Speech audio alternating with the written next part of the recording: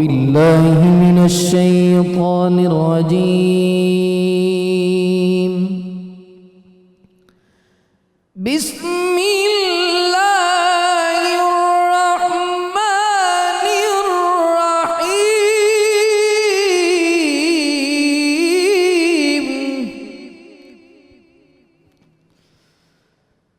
إن للمتقين مفازا حدائق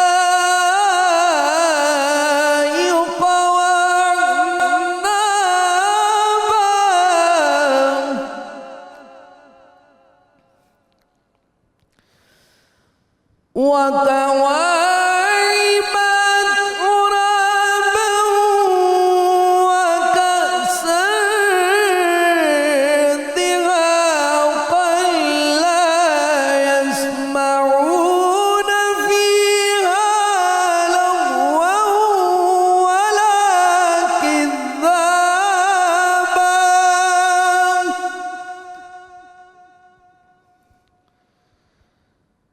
جزاء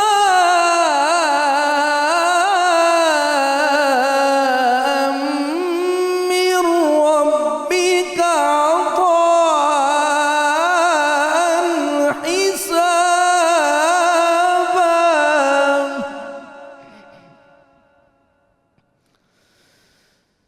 رب السماوات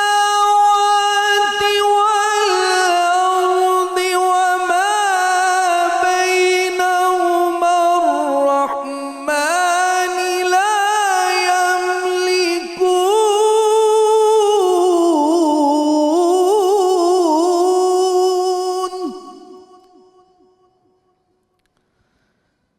لا يملكون منه خطابا.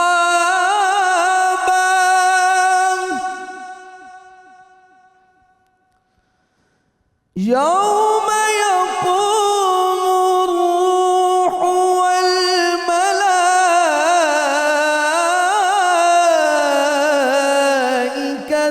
صفا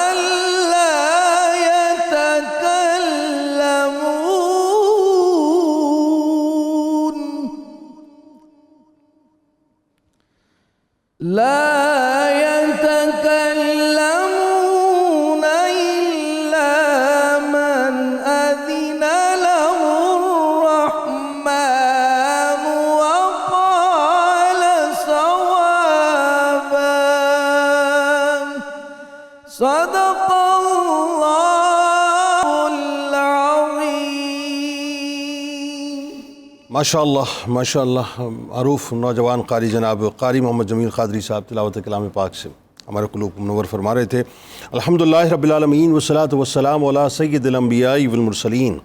اللہم صلی علی سیدنا و مولانا محمد وعلی آلہ واصحابہ وبارک وسلم وصلی علیہ. دنیا کے تمام دیکھنے والوں کو، تمام چاہنے والوں کو، تمام پیار کرنے والوں کو، اور جہاں جہاں تک اس وقت میری آواز کو سنا اور مجھے دیکھا جا رہا ہے، جنید اقبال کی جانب سے انتہائی محبت کے ساتھ السلام علیکم. ناظرین کرام، 1445 ہجری سن 2024 رحمت رمضان کی خصوصی براہ راست نشریات 12 رمضان المبارک یعنی اس کی افطار اور 23 مارچ 2024 میں آپ کو دل کی عطا گہرائیوں سے خوش آمدید کہتا ہوں. سب سے پہلے تو اس پاک پروردگار کا بے انتہا شکر کہ جس نے ہم پر یہ کرم کیا کہ اس نے ہمیں یہ آزاد وطن عطا کیا. ایک ایسا وطن کہ جس میں سجدوں کے وقت فرنگیوں کی یلغار کا خوف نہیں ہے. ایک ایسا وطن کہ جس میں سجدوں کے وقت ہندوؤں کی یلغار کا خوف نہیں ہے. ایک ایسا وطن کہ جس وطن میں ہماری تمام تر عبادتیں آزاد ہیں، ہماری تلاوتیں آزاد ہیں، ہماری آذانیں آزاد ہیں. جو بات کر رہا ہوں ایک ایک جملے پہ غور کیجئے گا. ہماری آذانیں آزاد ہیں کیونکہ ہندوستان میں آذانیں آزاد نہیں ہیں. ہماری نمازیں آزاد ہیں، ہمارے تمام ریچولز آزاد ہیں، ہمارا کلچر آزاد ہے، ہماری تہذیب آزاد، ہمارے تمدن آزاد، ہماری نارمز آزاد ہیں. تو اللہ کا شکر ہے صاحب، اللہ تعالیٰ نے ایک بار پھر ہمیں 23 مارچ عطا کیا. عجیب یادیں سابق 23 مارچ کی، یعنی عقیدتوں کا، محبتوں کا، جوش و ولولے کا، جانثاریوں کا اور قربانیوں کا ایک انتہائی عجیب و غریب سا منظرنامہ ہے جو ان کھڑکیوں سے سامنے آتا ہے کہ جن کھڑکیوں کے جھروکوں سے جب انسان تاریخ کے ان کرتاس کو پلٹ کر دیکھنے کی کوشش کرتا ہے تو قربانیوں کی عجیب اور عظیم سی داستانیں نظر آتی ہیں۔ ہر ایک وجود لا الہ الا اللہ محمد رسول اللہ صلی اللہ علیہ وآلہ وسلم کے قیام کے لیے بس جتا ہوا ہے، لگا ہوا ہے۔ ہر ایک وجود اللہ اور اس کے رسول صلی اللہ علیہ وآلہ وسلم کے نظام کو قائم کرنے کے لیے ایک ایسا آزاد خطہ چاہتا ہے کہ جس خطے کے اندر اللہ اور اس کے رسول صلی اللہ علیہ وآلہ وسلم کے پیغام کو عام کیا جائے اور زندگی کو اللہ اور اس کے رسول صلی اللہ علیہ وآلہ وسلم کے فرامین کے مطابق ہی گزارا جائے، کہ نام محمد صلی اللہ علیہ وآلہ وسلم کا عکس، یا یوں کہیے کہ اس عکس کی خیرات لے کر دنیا کے نقشے پر پاکستان اب ابھرنے کو ہے۔ عجیب منظر ہے صاحب، ہر دل بے چین ہے، ہر وجود میں ایک پیاس ہے، اور اشک باری کا عالم یہ ہے کہ دعاؤں اور التجاؤں کا سلسلہ مستقل ہے کہ یا اللہ اب تو ہم پر کرم کر دے کہ ایک ایسا خطہ عطا کر دے جس خطے میں ہم مکمل طور پہ آزادی کے ساتھ سانسیں لے سکیں۔ یہ آزادی عام نہیں ہے صاحب، اسے فار گرانٹڈ مت لیجئے، خدا کا واسطہ فار گرانٹڈ مت لیجئے، اور اگر لیتے ہیں تو جائیں جا کر ہندوستان میں دیکھیں کہ ہندوتوا کے مشن کے لیے کس انداز سے وہاں پر انتہا پسند ہندو کشمیر کے اندر کشمیریوں پر اور پورے ہندوستان کے اندر جس انداز سے مسلمانوں پر ظلم و ستم کا پہاڑ ڈھائے ہوئے ہیں۔ یعنی آپ سوچئے نا کہ بابری مسجد کو رام مندر کہہ کر اس کی جنم بھومی کہہ کے لے بھی لیا، اس کی تعمیر بھی کر دی، اس کی اوپننگ بھی کر دی، اور مسلمان کچھ نہ کر پائے، تو اندازہ ہوتا ہے کہ آزادی بنیادی طور پر کیا ہے۔ آزادی کی قدر و قیمت کو سمجھنے کی کوشش کریں، نہیں سمجھ آتی تو کل رات بھی بتلایا تھا، ایک لمحے کے لیے جائیے ارض مقدس پر اور دیکھیے اس وقت مسلمانوں کا وہاں پر کیا حال ہے، دیکھیے کس انداز سے انہیں زندہ درگور کیا جا رہا ہے، دیکھیے کس انداز سے ان پر بمبارڈمنٹ کی جا رہی ہے، دیکھیے کس انداز سے ان پر زمین تنگ کر دی گئی ہے، تو اندازہ ہوگا کہ آزادی ہے کیا۔ مسجد اقصیٰ کے دروازے ان پر بند ہیں، لیکن آج پاکستان میں تمام مساجد کے دروازے مسلمانوں پر کھلے ہوئے ہیں۔ آپ جس مسجد میں چاہیں جا کر اللہ کی عبادت کریں، کوئی آپ کو روکنے والا نہیں ہے۔ یہ تو مسلمان ہیں نا، الحمدللہ، اقلیتوں پر بھی ان کی عبادت گاہوں کے دروازے مکمل طور پہ کھلے ہوئے ہیں، کوئی ان پر پاکستان میں پابندی نہیں ہے۔ تو جس مقصد کے لیے پاکستان حاصل کرنا تھا اس مقصد کو سمجھنے کی کوشش کریں کہ کیا عظیم ترین جذبے تھے، کہ کیا عظیم منشور تھا، کیا عظیم آئین تھا صاحب، کہ زمین ان قدموں کی استقامت کی گواہ آج بھی ہے کہ جنہوں نے پہاڑ کی طرح اپنی استقامت کے ذریعے یہ بتلا دیا کہ ہم اپنے آپ کو لٹا سکتے ہیں، کٹا سکتے ہیں، قربان کر سکتے ہیں، شہادتوں کے جام نوش کر سکتے ہیں، لیکن پاکستان کے منشور سے کسی بھی طور سے ڈیویٹ نہیں کر سکتے۔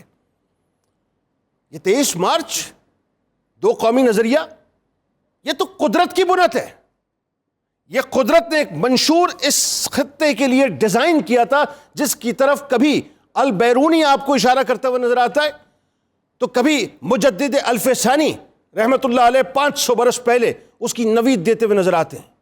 یہ سب قدرت کے کارخانے میں ہو رہا تھا۔ یہ کیسے ہو گیا کہ ایک قائد ہو گیا، ایک نظریہ ہو گیا، ایک راستہ ہو، ایک منزل ہو گئی؟ یہ کیسے ہو گیا؟ یہ کیسے ہو گیا کہ لسانیت کے اور تعصب کے سارے بتوں کو ہم نے گرا دیا؟ کوئی مذہب کا جھگڑا نہ تھا، کوئی مسلک کا جھگڑا نہ تھا، کوئی شیعہ سنی بریلوی دیوبندی نہ تھا، کوئی اہل حدیث نہ تھا، کوئی سندھی مہاجر پٹھان بلوچ پنجابی، کوئی تفریق نہ تھی، سب ایک کاز کے لیے کھڑے ہوئے تھے۔ وہ کاز تھا پاکستان کا، پاک استان کا حصول، پاک استان، میرا آپ کا پاک استان ایسے ہی نہیں بن گیا۔ ذرا سوچئے تو صحیح کہ وہ کیا منظرنامہ ہوگا کہ جب فرنٹیئر میل سے میرے آپ کے قائد دہلی سے چلے اور لاہور پہنچے، تاریخ بتلاتی ہے کہ ہزاروں کا مجمع قائد اعظم محمد علی جناح رحمۃ اللہ علیہ کے استقبال کے موجود تھا، اور ہر ایک کی زبان پہ صرف ایک ہی نعرہ تھا، قائد اعظم زندہ باد، قائد اعظم زندہ باد، قائد اعظم زندہ باد، لے کے رہیں گے پاکستان، بٹ کے رہے گا ہندوستان۔ پاکستان کا مطلب کیا؟ لا الہ الا اللہ محمد رسول اللہ صلی اللہ علیہ وآلہ وسلم۔ یہ جذبہ بڑا دیدنی جذبہ تھا، خدا کی عزت و جلال کی قسم بس چلے تو میں ہر اس ذرے کو اپنی آنکھوں کا سرما بناؤں کہ جہاں پر میرے آپ کے پاکستان کے اکابرین کے قدم پڑے ہیں، کہ جنہوں نے مجھے اور آپ کو ایک آزاد ملک عطا کر دیا، جنہوں نے مجھے اور آپ کو ایک ایسا دیس عطا کر دیا, ایک ایسا وطن عطا کر دیا کہ جہاں پر ہم آزادی کے ساتھ سانس لے سکتے ہیں, کہ جہاں ہماری ہر شے مکمل طور پہ آزاد ہے, ہمیں کسی کی فکر نہیں ہے. اس پاکستان کی قدر و قیمت کو سمجھنے کی کوشش کریں. یہ جو مینار پاکستان اس وقت انتہائی تمکنت کے ساتھ موجود ہے نا, اس کے سائے کے اندر کھڑے ہونے والے لوگ آج اس بات کو محسوس کریں کہ 23 مارچ 1947 کو ایک لیڈر آیا تھا جس کی زبان کسی کو سمجھ نہیں آتی تھی, جس کی بات کسی کو سمجھ نہیں آتی تھی, لیکن اس کے چاہنے والے لاکھوں کی تعداد میں جم غفیر کی صورت میں اپنی آنکھوں میں امنگوں کے دیپ جلائے, اپنی جد و جہد کے جذبوں کو یوں کہیے کہ منزل کی تلاش کی دستار پہنائے, ایثار و قربانی کا شاہکار بن کر اپنے قائد کے سامنے کھڑے تھے اور اپنی ڈب ڈباتی ہوئی آنکھوں سے اس کو دیکھ رہے تھے, اپنی سماعتوں سے اس کو سن رہے تھے. سمجھ کچھ نہیں آ رہا تھا, لیکن معلوم تھا جو بات کر رہا ہے وہ ہماری بات کر رہا ہے. کوئی مقصد اس کا پیچھے نہیں, کوئی منشور نہیں ہے, صرف ایک منشور ہے, وہ یہ کہ وہ پاکستان بنانا چاہتا ہے, پاک استان بنانا چاہتا ہے. لہٰذا آج میں صرف ایک گزارش ابتدا میں کرنا چاہوں گا. یہ 23 مارچ بنیادی طور پر خراج تحسین ہے ان تمام تر اکابرین کے لیے کہ جنہوں نے اپنی جانوں کے نذرانے پیش کر دیے لیکن ہمیں بنا دیا, ہماری نسلوں کو بنا دیا. اور یہ 23 مارچ ہے بنیادی طور پہ تجدید عہد وفا کا دن. اپنے ملک سے وفا کیجئے, اپنی مٹی سے وفا کیجئے. یاد رکھیے مٹی ہے تو ہم ہیں, یہ مٹی نہیں تو پھر ہم کچھ بھی نہیں ہیں, اڑا کے پھینک دیجئے اپنے آپ کو. آغاز کرتے ہیں. ہمارے ساتھ جو شخصیات موجود ہیں یقیناً کسی تعارف کے محتاج نہیں. پہلی شخصیت ممتاز عالم دین ہے, میرے دل کے بہت قریب ہیں, جناب مفتی محمد فاروق القادری صاحب تشریف فرمائیں. دوسری شخصیت ممتاز اسکالر, خوبصورت گفتگو کرتے ہیں, جناب ڈاکٹر طاہر حمید تنولی صاحب تشریف فرمائیں. تیسری شخصیت یقیناً کسی تعارف کے محتاج نہیں ہے, میرے دائیں جانب موجود ہے, ایک بڑا نام ہے اور ریسرچ کی دنیا کا بہت بڑا نام, جناب پروفیسر یوسف عرفان صاحب موجود ہیں, ممتاز اسکالر ہیں. اور میرے ساتھ چوتھی شخصیت ممتاز اسلامک اسکالر جناب ڈاکٹر علی وقار قادری صاحب موجود ہیں, اور ان کے ساتھ تشریف فرما ہے آپ کے ہمارے ہم سب کے بہت ہی پسندیدہ ہیں اور بزرگ شناخواں بھی ہیں. میں ان کو پرسنلی ان کا احترام بھی بہت کرتا ہوں اور دنیا ان کو پسند بھی بہت کرتی ہے. آپ کے ہمارے ہم سب کے بہت پسندیدہ جناب الحاج اختر حسین قریشی صاحب تشریف فرما ہیں. اور آخر میں آپ کا ہمارا کچن کا سیگمنٹ ہے, محترمہ منیرہ کرن صاحبہ کچن میں موجود ہیں. تمام احباب اس وقت جو یہاں پر موجود ہیں ان سب کو خوش آمدید. اور محمد طارق اسماعیل صاحب بھی ہمارے ساتھ موجود ہیں, شناخواں ماشاءاللہ خوبصورت پڑھتے ہیں, آپ کو بھی خوش آمدید. تو تمام احباب کو السلام علیکم ورحمۃ اللہ وبرکاتہ. وعلیکم بلا توقف سب سے پہلے تو کوئی کلام ابتدا کیجئے کسی کلام سے.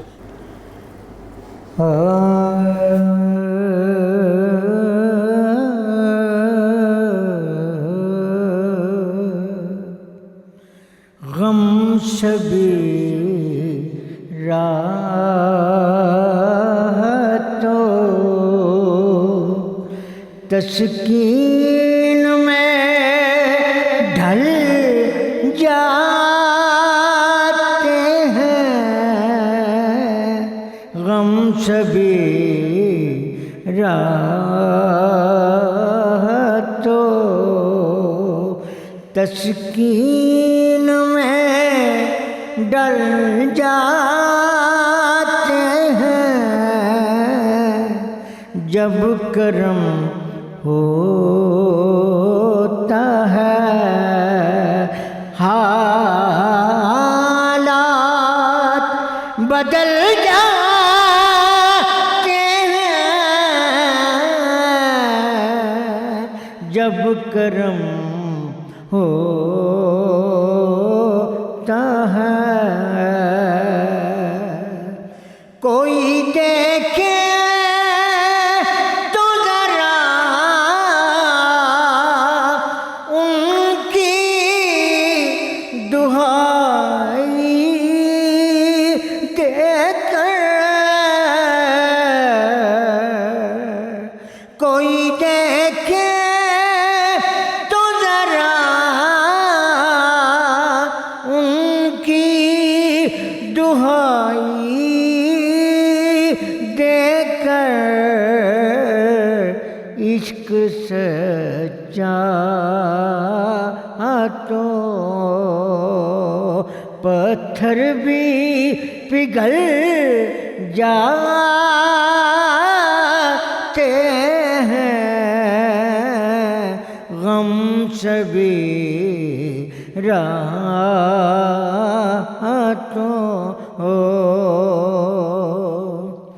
راکھی لیتے ہیں برم ان کے کرم کے صدقے،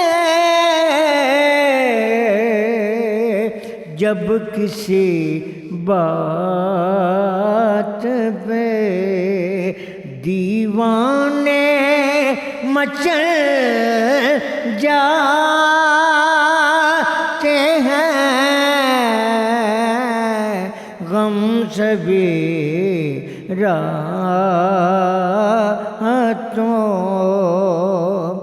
اس میں احمد کا وظیفہ ہر ایک غم کا علاج، اس میں محمد کا وظیفہ ہے ہر ایک غم کا علاج، لاکھ خطرے ہوں اسی نام سے ٹل جاتے ہیں، لاکھ خطرے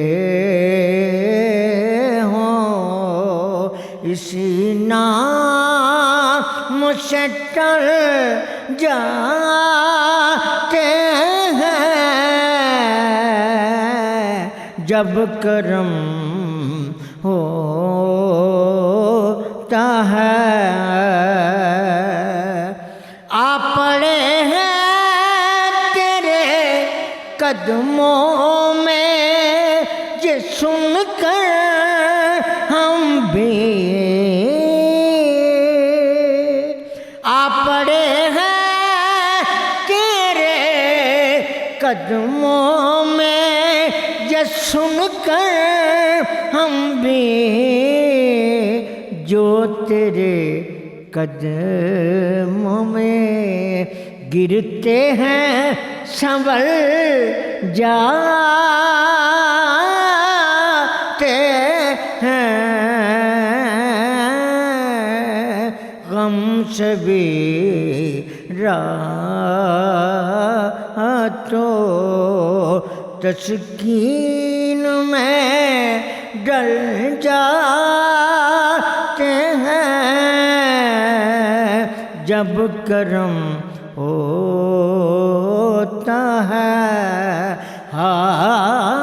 حالات بدل جاتے ہیں۔ سبحان اللہ سبحان اللہ، ماشاء اللہ، کیا کہنا کیا کہنا کیا کہنا۔ اچھا جی، آغاز کرتے ہیں۔ منیرہ صاحبہ بتائیے، عوام منتظر کیا بنانے والی؟ جی، آج کی جو ریسیپی ہے وہ گرلڈ چکن وتھ کریم چیز پاستا ہے، ساتھ میں گرلڈ چکن وتھ کریم چیز پاستا، اوکے، ساتھ میں فروٹ سیلڈ، اور جو ڈرنک ہے وہ ہے ساگودانہ ڈرنک، جس کی تھوڑی سی ویریشنز کروں گی۔ تو سب سے پہلے میں جو اس کی میرینیشن ہے وہ بتانا چاہوں گی کہ آپ نے جو چکن بریسٹ کا پیس لینا ہے، یا آپ نے ویل کا لینا ہے، یا آپ نے مٹن کا جو لینا ہے پیس، جو آپ نے جس کا اپنے اسٹیک بنانا ہے یا گرلڈ چکن جس طرح بنانا ہے، اس کے لیے آپ نے سویا ساس لینی، lemon juice, hot sauce, mustard paste, garlic powder, chicken powder, paprika powder, کالی مرچ، ان سب کو آئل 2 ٹیبل اسپون میں مکس کر کے لیمن جوس کا اس کو اچھی طرح سے آپ نے مکس کر لینا ہے۔ جب یہ سب چیزیں مکس ہو جائیں گی پھر آپ نے اس کو اوور نائٹ رکھ دیں، یا پھر ایٹ لیسٹ روم ٹیمپریچر میں آدھا گھنٹہ، اور ریفریجریٹر میں رکھنا ہے تو تقریباً 2 گھنٹے رکھیں تاکہ میرینیشن اس کی اچھی طرح اندر چلی جائے۔ اور آپ نے ایک فورک سے لے کے اس کے اوپر یعنی اس کے ریشے ریشے میں مسالہ چلا جی، اور اس کے لیے آپ کو چاہیے کہ فورک سے تھوڑا سا اس کے اوپر آپ اس کو نا تھوڑا سا اس کو ہیمر کر دیں، تھوڑا تشدد کر دیں، جی بالکل، تاکہ اس کے اندر سارا پانی اس کا چلا جائے۔ وہ پھر ظاہر ہے اس کی میرینیشن کے لیے ضروری ہے یہ چیزیں۔ उसके बाद जो पास्ता होगा उसके लिए जो चीज़ें चाहिएंगी उसकी मैं वाइट सॉस बनाऊंगी अलहदा से।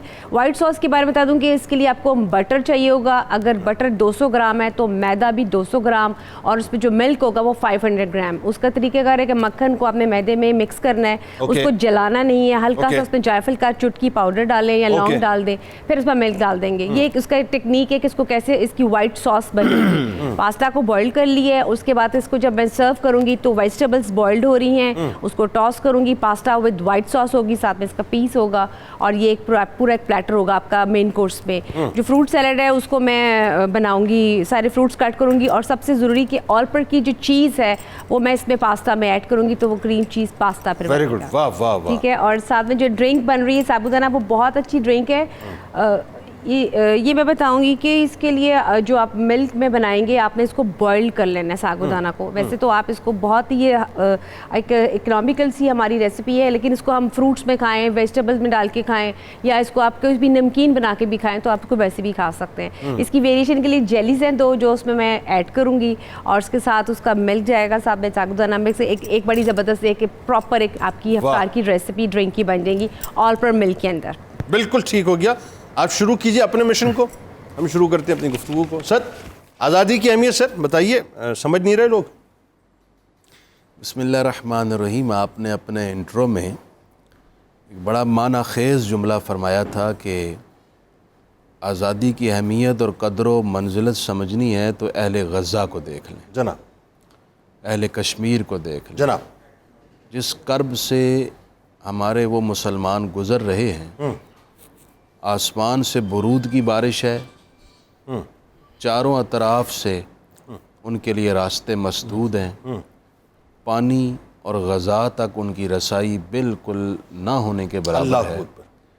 ऐसी सूरत हाल में कि जब उनका ज़मीन पर बज़ाहिर कोई सहारा नहीं और कोई नेमत उन तक मौजूद नहीं, तो ऐसी सूरत में उनसे बढ़कर आज़ादी की अहमियत कौन समझ सकता है। अल्लाह अकबर। हम लोग चूँकि एक आज़ाद पाकिस्तान में पैदा हुए हैं और जब से हमने होश संभाला है हमारे हर तरफ नेमतों के अंबार हैं, आज़ाद फ़ज़ा में जी रहे हैं, आज़ादी से अपने मज़हब पर, अपने आमाल और अपनी इबादात पर अमल कर रहे हैं। इसलिए हम में भी आज़ादी की उस कठिन अहमियत को ना समझ सकें जो आज़ादी ना लेकर इस वक्त कर्ब से गुज़र रहे हैं। ऐसा ही है, ऐसा ही। अंबिया इकराम अलैहिस्सलाम की ज़िंदगियों को देखें तो उन्होंने अपनी अक़वाम को डिक्टेटर्स की ग़ुलामी से आज़ादी कर ही जद्दोजहद की है और एक खुदा के हुजूर उन्हें झुक कर रहने की तबलीग और साई फरमाई। बिल्कुल ठीक। मसलन कुरान मजीद में हज़रत मूसा अलैहिस्सलाम ने बनी इसराइल को फ़िरौन की ग़ुलामी से आज़ादी के लिए जद्दोजहद फरमाई। बिल्कुल ठीक है।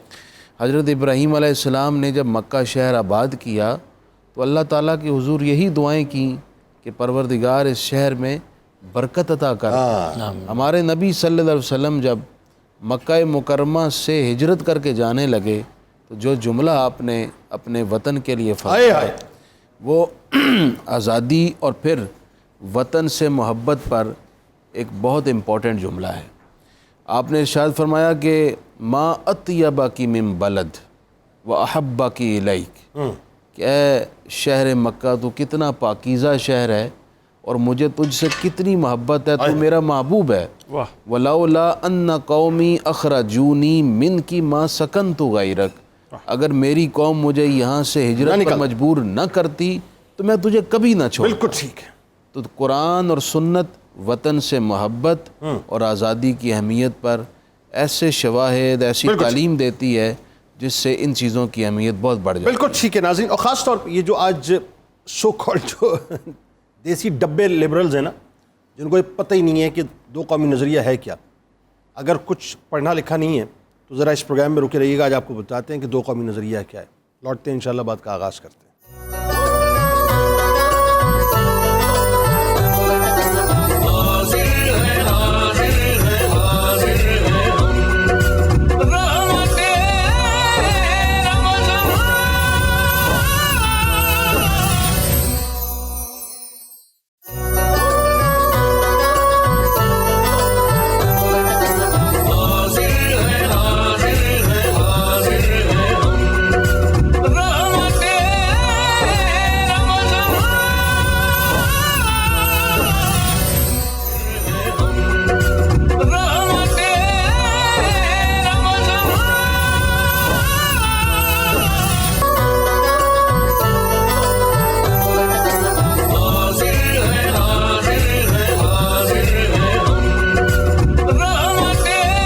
بار پھر میں آپ کو خوش آمدید کہتا ہوں. 1445 ہجری ہے، سن 2024 ہے، اور آج 23 مارچ ہے صاحب. یوم پاکستان ہے. قرارداد پاکستان آج کے دن پیش ہوئی، اور یہ جو علامہ اقبال پارک ہے، جو منٹو پارک ہے، آج تو ظاہر ہے یہ گواہی دے رہا ہے کہ کیا کچھ یہاں پر ہوا. اب ایک پرابلم اسی سے آغاز کرتے ہیں. یہ جو خاص طور پہ متجددین ہیں وہ کہتے ہیں یہ رولا کیوں ڈالا بھائی بلا وجہ، اتنا سب کچھ کرنے کی کیا ضرورت تھی. ذرا بتائیے جو انگریزوں کا تسلط تھا، یہ جو ہندوؤں کی ساری سازشیں تھیں، اس کی ایک تاریخ تھی نا، اسی وجہ سے رولا ڈالا نا ہم نے. آغاز کیجیے ذرا. بسم اللہ الرحمن الرحیم. جنید صاحب بہت ہی اچھا آپ نے اس کا ایک سوال اٹھایا آج کے دن کے حوالے سے. آج کا دن وہ دن ہے جس دن مسلمانان ہند ایک نقطے پہ متحد ہو گئے کہ ہماری منزل کیا ہوگی. ٹھیک ہے. کیوں متحد ہوئے اس نقطے پہ، اور کیوں انہوں نے یہ فیصلہ کیا کہ ہمارا اب جو راستہ ہونا چاہیے، یہ ہماری منزل ہونی چاہیے، ہماری جو نجات جس چیز کے اندر ہے وہ ایک انڈیپینڈنٹ کنٹری کے اندر ہے، ایک آزاد ملک کے اندر ہے. پیچھے پوری 100-150 سالہ تاریخ ہے. انگریز جب یہاں پہ آیا جنید صاحب تو اس نے مسلمانوں سے اقتدار لیا. ٹھیک. اقتدار لینے کے بعد مسلمانوں کے پاس کچھ نہیں بچا. ان کا دین، ان کی قومی آئیڈینٹی، ان کی معیشت، ان کی تعلیم، ہر چیز ان سے چھین لی گئی. آپ تصور کریں کہ یہاں پر جب انگریز آیا، کم و بیش یہ صورتحال تھی کہ ہندوستان کے اندر کوئی مسلمان ان پڑھ نہیں تھا. یہاں کی معیشت، یہاں کا جی ڈی پی دنیا میں سب سے بڑھ کر تھا. یہ صورتحال ایسا ہی ہے، بالکل. انڈیا کو سونے کی چڑیا کہتے تھے. ایگزیکٹلی ایسا. ٹھیک ہے. یہاں کی انڈسٹری کا کس مقام 25% تھا. اچھا، اب کیا ہوا؟ انگریز نے کیا کیا؟ ایسا سسٹم لے کے آیا. جب انگریزی کو نافذ کیا، ہندوؤں کو مواقع دیے، تو مسلمان نہ صرف پیچھے چلے گئے، نہ صرف یہ کہ ان کی بنیاد معاشی، سماجی اور سیاسی ختم ہو گئی، بلکہ ان کی دینی شناخت بھی خطرات سے دوچار ہونے لگی. اچھا، اب اس کے بعد آگے چل کر کے ہندوؤں کی سازشیں جب آگے بڑھیں تو جو ہماری اس وقت کی لیڈرشپ تھی، انہوں نے یہ فیصلہ کیا کہ ہمیں ایک الگ ملک کی طرف جانا ہے. ہمیں یہاں دو شخصیات کو کبھی نہیں فراموش کرنا، علامہ اقبال اور قائد اعظم. قرارداد پاکستان کی بنیاد علامہ اقبال کا خطبہ الہٰباد ہے. 1930 میں 10 سال پہلے جو علامہ اقبال نے کہا کہ میں یہ دیکھ رہا ہوں کہ شمال مغربی ہندوستان کے اندر it is the final destiny of the Muslims of north west India, یہ اس خطے کے مسلمانوں کا مقدر ہے. دیکھیں کیا پیغمبرانہ بصیرت کے ساتھ اقبال بات کریں، پاکستان کی بشارت دے دی تھی کہ یہاں پہ ایک آزاد ریاست قائم ہوگی. اچھا، اس کے بعد اس ایون دین یہ 33-34 کی بات ہے، جب قائد اعظم سے پوچھا گیا کہ پاکستان کے بارے میں آپ کا کیا حال ہے، تو قائد اعظم نے فرمایا this is the idea of Cambridge students, this is not feasible. Pakistan اس طرح ملک نہیں بنتے. لیکن علامہ اقبال نے قائد اعظم کو کنونس کیا. 19 خطوط ریکارڈ پہ موجود ہیں جو علامہ اقبال نے قائد اعظم کو لکھے، اور مسلسل کا ان کو اس طرح متوجہ کیا. میں ایک خط کا ریفرنس دوں گا، یہ 28 مئی 1936 کا خط ہے، جس میں علامہ اقبال نے قائد اعظم کو لکھا، مسٹر جناح، آپ نے مجھ سے پوچھا ہے کہ میں مسلم لیگ کو پاپولر کیسے کروں. میرے پاس کوئی بڑے سرمایہ دار، جاگیردار، کوئی بڑے ساہوکار نہیں ہے کہ میں آپ کے حوالے کر سکوں. میں عام آدمی آپ کو دے سکتا ہوں. کیا کہنا؟ لیکن عام آدمی آپ کے ساتھ اس وقت چلے گا جب آپ عام آدمی کا معاشی مسئلہ حل کریں گے. اور عام آدمی کا معاشی مسئلہ حل کیسے ہوگا؟ علامہ نے لکھا وہ صرف ایک طریقے سے حل ہوگا کہ آپ اس ملک کے اندر اسلام کا قانون معاش نافذ کریں. کیا کہنے؟ مسٹر جناح، آپ جانتے ہیں آنے والے سسٹم کے اندر سر گنے جائیں گے. جب پارلیمان میں آپ کی تعداد کم ہوگی، آپ کوئی نظام نافذ نہیں کر سکتے. اب یہ کیسے نافذ ہوگا؟ اب جس جملے پہ علامہ نے خط ختم کیا، مسٹر جناح، کیا وہ وقت نہیں آیا کہ آپ ایک الگ ملک کے لیے سوچنا شروع کریں؟ جی. دس واز دی پوائنٹ جہاں سے اقبال کے اس ویژن پہ قائد اعظم آئے اور آگے چل کے پھر قرارداد پاکستان. سر کیا زبردست آپ نے گفتگو کی ہے. ذرا ڈاکٹر صاحب یہ بتائیے، ویسے تو ظاہر تعصب کی فضا تو اپنی جگہ تھی، لیکن اگر میں پریسائزلی سیناپسس کی صورت میں، نہرو رپورٹ 1928، خطبہ الہ آباد آ گیا 1930، قائد اعظم محمد علی جناح رحمۃ اللہ علیہ کے 14 نکات آ گئے. ٹھیک ہے جی. اور پھر اس کے بعد آپ چلے جاتے ہیں 1937 کے الیکشنز پہ، ڈائریکٹ ہم وہاں جم کرتے ہیں. وہ جو الیکشنز میں بندر بانٹ ساری ہوئی ہے تو ظاہر سارا مقصد سامنے آ گیا تھا. یہ ذرا اس جگہ رک کے ذرا سمجھائیے یہ کیا معاملہ تھا سارا. بہت بہت شکریہ. بر صغیر میں ہندو مسلم مسئلہ آج کا نہیں ہے، یہ اس دن سے شروع ہے جب مسلمان اس خطے میں آئے تھے. ٹھیک ہے. اور یہ 3 صورتوں میں آئے تھے، تاجر بن کر آئے، حاکم بن کر آئے اور حکمرانی کرتے رہے. ٹھیک ہے. یہ پہلا فیز تھا جس میں ہندو مسلم کو ایگزسٹنس تھی. جب انگریز یہاں آیا ہے، جبکہ ہندوؤں میں کچھ انتہا پسند جو تھے وہ یعنی بھرش ہونے کے خوف سے اشنان بھی رکھتے تھے، مسلمانوں کو ملیچ بھی کہتے تھے، غیر ملکی کو. یہ مسئلہ چل رہا تھا، حتیٰ کہ اکبر اعظم جسے مہابلی کہتے تھے اور جسے سیکولرزم کا بادشاہ کہا جاتا ہے، اس کی قبر اور ان کی قبر سے ملحق مسجد کی 2-3 بار توہین کی گئی، اور آگرہ سے دلی شفٹ کیا گیا کیپٹل۔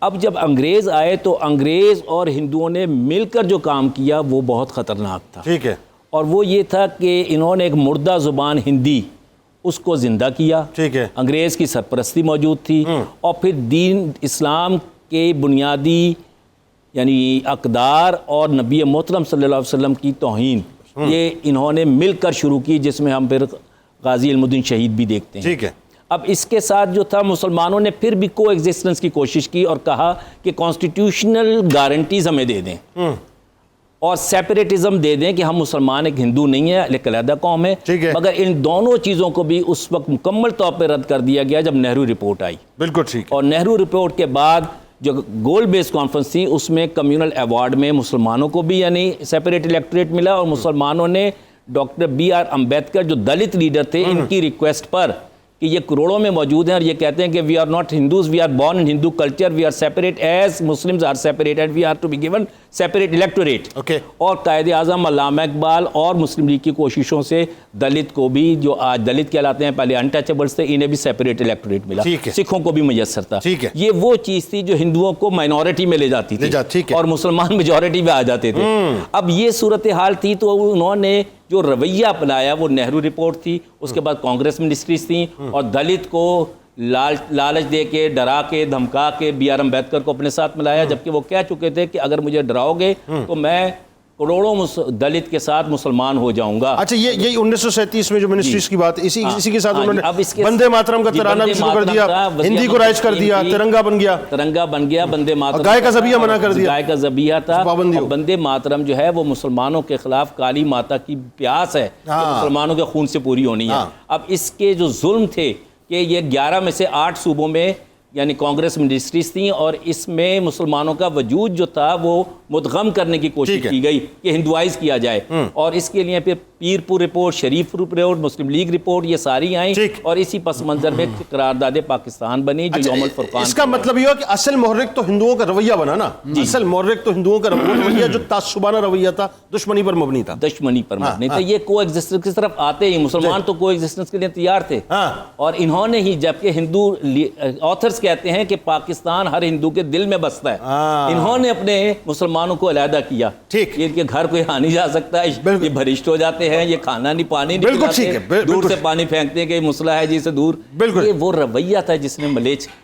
بالکل ٹھیک ہے، بات آگے بڑھاتے ہیں۔ علی صاحب، بڑا عجیب ایک تصور ہے جب اس کو آپ محسوس کرتے ہیں کہ صاحب کیا جذبہ اور کیا ایک ول ہوگی جو اس وقت کے مسلمانوں میں ہوگی، اور جس انداز سے وہ قائد اعظم محمد علی جناح رحمۃ اللہ علیہ کی قیادت میں نکلے ہوں گے۔ زبان سمجھ نہیں آ رہی لیکن پیغام سمجھ آ رہا ہے۔ آج مسئلہ یہ ہے کہ نہ زبان سمجھ آ رہی ہے نہ پیغام سمجھ آ رہا ہے، بتائیے۔ بسم اللہ الرحمن الرحیم۔ جو بھی ڈاکٹر صاحب نے تمہید باندھی ہے، آپ دیکھتے ہیں کہ ہمہ پہلو ایک اندھیرا تھا، ہمہ پہلو سازشیں تھیں، ہمہ پہلو ایک گرفت کرنے کی کوشش کی جا رہی تھی۔ یہ وہ چال تھی جو ان لوگوں نے چلی تھی، لیکن یہ بھول گئے کہ ہمیشہ اندھیرے سے روشنی نکالنے کی ایک رب تعالیٰ کی بھی چال ہوتی ہے جناب، ہمیشہ باطل سے حق کو نکالنے کی ایک اللہ کی بھی چال ہوتی ہے، اور وہ چال اصل خوبصورت بات یہ ہے کہ اللہ اپنے خود زمین پہ آ کے تو نہیں چلتا، وہ اپنے بندوں کے ذریعے چلواتا ہے۔ تو وہ چال جس کی طرف ڈاکٹر تنوری صاحب نے اشارہ کیا، اس کا الہام اقبال کے قلب پر ہوا اور اس کا ابلاغ قائد کی زبان سے ہوا، جس کا نتیجہ پھر پاکستان کی صورت میں۔ اب سر مسئلہ یہ ہے کہ اب جب پاکستان بن گیا تو ہم نے نعرہ لگایا تھا کہ لا الہ الا اللہ، پاکستان کا مطلب کیا؟ لا الہ الا اللہ محمد رسول اللہ صلی اللہ علیہ وسلم۔ یعنی میں اس کو یوں سمجھاؤں کہ ہم نے یہ نعرہ لگایا تھا کہ پاکستان میں کسی کو الہ کی حیثیت حاصل نہیں ہوگی اللہ کے علاوہ۔ بالکل ٹھیک۔ اب الہ کے مطلب پر آپ غور کیجئے، فیصلہ ہوگا تو اللہ کا ہوگا، بالکل ٹھیک ہے، معاشی نظام ہوگا تو اللہ کا دیا ہوا ہوگا جو اقبال نے اشارہ کیا، قانونی نظام ہوگا تو اللہ کا دیا ہوگا، احکام شرعی ہوں گے تو اللہ کے دیے ہوں گے، کوئی ظلم نہیں کرے گا چونکہ اللہ ظلم کی اجازت نہیں دیتا۔ یعنی دوسرے لفظوں میں ہم نے قدرت سے ڈیل اس بنیاد پہ کی تھی، اس بنیاد پہ ہماری ڈیل کی بنیاد یہ اس بنیاد، اور اسی ڈیل کی بنیاد پہ 27ویں شب ملا تھا، اور ہم نے یہ طے کیا تھا کہ باری تعالیٰ ایسا قائد اعظم فرماتے تھے کہ زمین کا ٹکڑا دو، قانون ہمارے پاس 1400 سال سے ہے، تو ایسا ٹکڑا دے باری تعالیٰ کہ جس میں تجھ کو الہ مانیں گے اور تیرے علاوہ کسی کو الہ نہیں مانیں گے۔ بالکل ٹھیک ہے۔ آج ہمیں یہ سوچنے کی ضرورت ہے کہ آج ہم کیا اپنے اس وعدے پر کھڑے ہیں؟ کیا اللہ ہی الہ ہے ہمارے ہاں ہر معانی میں؟ نہ اس بات کو سوچنے کی ضرورت ہے۔ معاذ اللہ نہیں، بالکل نہیں، بالکل کیا قانون کا ہر فیصلہ اللہ کی اس الوہیت کے عطا کردہ قانون اور زبان رسالت کے تحت ہو رہا ہے؟ کیا جو نظام معیشت رسول اللہ دے کر گئے تھے کیا اس کے تحت ہر ایک کو وہ روٹی اور میسر ہے؟ کیا ہر مظلوم کی اسی طرح داد رسائی ہوتی ہے جو اللہ کے الہ ہونے کا تقاضا اور رسول اللہ نے مدینہ کی ریاست میں کی تھی؟ تو گویا ہم اللہ کے ساتھ اپنا وعدہ، اللہ نے وعدہ وفا کر دیا یہ عطا کر کے، اب وقت ہے کہ ہم اللہ کے ساتھ اپنے اس وعدے کی طرف جائیں، اور وہ آسمانوں سے پکار کے کہہ رہا ہے کہ تم یہ کہتے تھے کہ اس دھرتی پر کوئی الہ نہیں ہوگا، اب تم خود اپنے اور تم ایسے بن گئے ہو کہ تم ہر شخص اپنے الگ الہ کے پاس تو بیٹھا ہے اور دوسرے کے الہ کو برا کہتا ہے۔ اچھا، یہ گفتگو کا بہرحال ایک اگلا فیز تھا، لیکن اس پہ ہم تھوڑا سا بات کو یوں کنیکٹ کر لیتے ہیں جو علی وقار صاحب کہہ رہے ہیں کہ وہ جو جس تصور کو سامنے رکھ کر قرارداد پاکستان پیش کی گئی، جی وہ تصور جس تصور کو سامنے رکھ کر مسلمانوں نے جد و جہد مسلسل کی، یا وہ تصور جس تصور کو سامنے رکھ کے دو قومی نظریہ پیش کر کے پاکستان کے اصول کے لیے محنت کی گئی، آپ کے خیال میں وہ تصور بنیادی طور پہ کیا تھا آسان الفاظ میں؟ دیکھیں، بنیادی طور پر تو پاکستان وجود میں آیا دو قومی نظریے کی بنیاد پر، ٹھیک ہے، اور اس کے بعد جیسا کہ علی وقار صاحب نے بھی واضح کیا اور آپ بھی کر رہے ہیں کہ ہماری کمٹمنٹ تھی اللہ رب العزت کے ساتھ کہ ہم آسان سے سادہ لفظوں میں یہ کہیں کہ اللہ اور اس کے رسول کے نظام، جسے نظام مصطفیٰ کی ٹرم کے ساتھ یوز کیا جاتا ہے، وہ اس ملک میں نافذ کریں گے، سود کا خاتمہ ہوگا، اور ہر شہری کو جو اس پاکستان میں مسلم کی حیثیت سے ہے یا اقلیت کی حیثیت سے ہے، اس کو اس کے رائٹس اور حقوق دیے جائیں گے۔ بالکل ٹھیک۔ لیکن افسوس کی بات یہ ہے کہ یہ وعدہ وفا نہ ہو سکا، اور آج تک ہم اگر اس وقت شدید کرب میں اور مشکلات میں اور سیاسی عدم استحکام میں اور معاشی عدم استحکام کا شکار ہیں، میں سمجھتا ہوں اس کی ظاہری کئی وجوہات ہو سکتی ہیں، لیکن اس کے پیچھے روحانی وجہ بھی ہے۔ اچھا، وہ کیا؟ وہ روحانی وجہ اللہ پاک کی ناراضگی ہے۔ ہاں، یقیناً ٹھیک ہے، ہم نے اس مالک کے حکام پر عمل نہیں کیا، بالکل ٹھیک ہے، جو وعدہ کیا تھا وفا نہیں کیا، بالکل ٹھیک ہے، وہ مالک ہم سے ناراض ہے۔ اب دیکھیں نا، جس ملک میں سود کو قانونی حیثیت حاصل، اگلا جملہ میرا یہ تھا، واہ واہ واہ واہ، تو پھر وہاں جب کیوں سود کیا ہے؟ اللہ سے جنگ ہے، اللہ اور اس کے رسول سے جنگ ہے، ختم۔ جب آپ اللہ سے جنگ کر رہے ہیں تو وہ خوش ہوگا، بالکل صحیح، وہ آپ سے راضی ہوگا، بالکل ٹھیک ہے، وہ آپ پر نعمتوں کے دروازے کھولے گا، بالکل ٹھیک ہے۔ پھر یہی ہوگا نا۔ سر، اس بات کو آگے بڑھائیے، یہ جو خبر 3-4 دن 5 دن تک چلتی رہی، IMF سے مذاکرات ہو رہے ہیں، ساتھ بیٹھ گئے ہیں جی، میٹنگ ہو رہی ہے، اس میں پھر آپ کو پتہ ہے ڈونلڈ لو کی بھی باقاعدہ انٹری ہوئی، ایک نئے فیس کے ساتھ وہ آیا، بڑی چکنی چپڑی باتیں پاکستان کے بارے میں، ایک آدھ جملہ بھی بھارت کے بارے میں، سب کچھ ہو گیا۔ ہم شادیاں پیٹ رہے ہیں جی کہ وہ بھی مل جائے گا، یہ بھی ہو جائے گا، 3 سال کی آگے پلاننگ بھی کر لیں گے، یوں بھی۔ اگین وہی بات ہے، کر کس بنیاد پہ رہیں؟ سود کی بنیاد پہ۔ اس پہ ذرا بات کیجئے نا کہ یہ کیا، یہ آپ کو لگتا ہے کہ اس طرح سے ہم نکل آئیں گے اپنے مسائل سے؟ دیکھیں، یہ تو ہمارے حکمرانوں کو سوچنا چاہیے۔ ہم قرض لے کر اس وقت بغلیں بجا رہے ہیں اور شادیانے بجا رہے ہیں کہ ہم قرض لینے میں کامیاب ہو گئے ہیں۔ یہ تو ہمارے لیے ایک افسوس کی بات ہے کہ ہم اس وقت اس پوزیشن پر پہنچ چکے ہیں، بھیک مانگ کے شادیانے بجا رہے ہیں، بھیک مانگے بغیر، قرض لیے بغیر ہم چند دن بھی اپنے ملک کو نہیں چلا پا رہے۔ بالکل ایسا ہے۔ یہ تو ہمارے لیے انتہائی سنجیدہ وقت ہے کہ ہم غور و فکر کریں کہ اس وقت جو حکومت کی مشکلات ہیں، میں اس کی طرف نہیں جاتا، لیکن میں ایک دعوت فکر ضرور دیتا ہوں اور درخواست بھی کرتا ہوں ایز اے پاکستانی شہری کہ آپ ہمیں اس شرمندگی سے، اس آر سے نکالیں۔ پوری قوم آپ کے ساتھ کھڑی ہے، ٹھیک ہے، آپ ایسا کوئی لائحہ عمل ترتیب دیں کہ ملک کو اس قرض کے عذاب سے چھٹکارا دیں۔ جب تک یہ نہیں ہوگا، نہ مہنگائی کم ہوگی، کچھ بھی نہیں ہوگا سر، نہ ہی عدم استحکام کم ہوگا، کچھ بھی نہیں ہوگا، نہ ہی ملک کے اندر سے ایک پریشانی اور مایوسی کی کیفیت ختم ہوگی۔ سر آپ کے یہاں، میرے یہاں، ان کے یہاں، کسی کے یہاں، یہ جو دیکھ رہے ہیں اس وقت، کسی کے یہاں اولاد پیدا ہوتی ہے نا، تو وہ جو پہلا سانس جب وہ دنیا میں آ کے لیتی ہے تو وہ 2.5 لاکھ روپے کا سانس ہوتا ہے اس کا، پہلا 2.5 لاکھ روپے کا، اور وہ اب سانس مزید مہنگا ہوگا اس کا، کیونکہ آپ قرضے آپ مزید لے رہے ہیں۔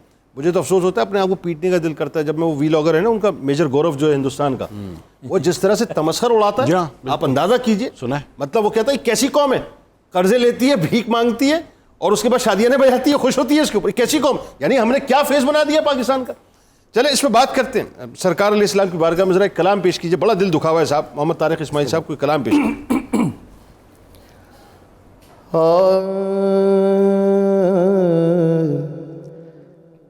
کیسے سمجھیں گے تیری شان زمانے والے, کیسے سمجھیں گے تیری شان زمانے والے, خود مٹیں گے وہ تیرا نام مٹانے والے, خود مٹیں گے وہ تیرا نام مٹانے والے. کیا ضرورت ہے کہ ہم چاند کا جلوہ دیکھیں, ٹھہرو ٹھہرو کہ ہے وہ زلف ہٹانے والے, ٹھہرو ٹھہرو کہ ہے وہ زلف ہٹانے والے. زیر مدفن بھی تیری دید سے پایا ہے سکون, تیرا احسان ہے قبر میں آنے والے. دونوں عالم میں کوئی آپ سا قریب ہی نہیں, نوکے نیزہ پہ اے قرآن سنانے والے, جوں ہی طیبہ سے میں نکلوں تو کہیں یوں آقا لوٹ آؤ اے میرے شہر سے جانے والے. علم زہرا بھی ہے حیدر بھی ہے حسنین بھی ہے, کتنے اطہر ہیں محمد کے گھرانے والے, کتنے اطہر ہیں محمد کے گھرانے والے, خود مٹیں گے وہ تیرا نام مٹانے والے.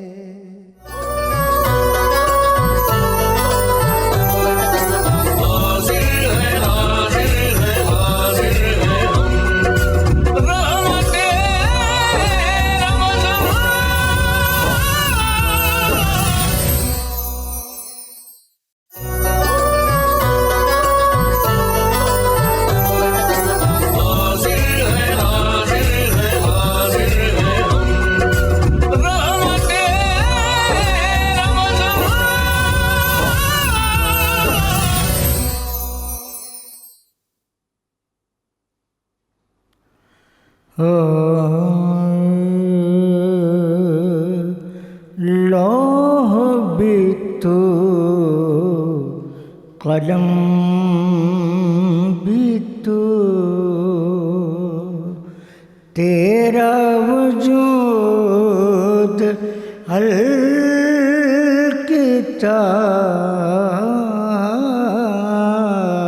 الکتاب لوح بھی تو قلم بھی تو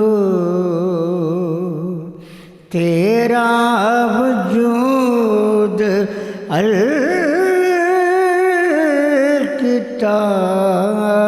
الکتاب گنبد بگینہ رنگ تیرے محیط میں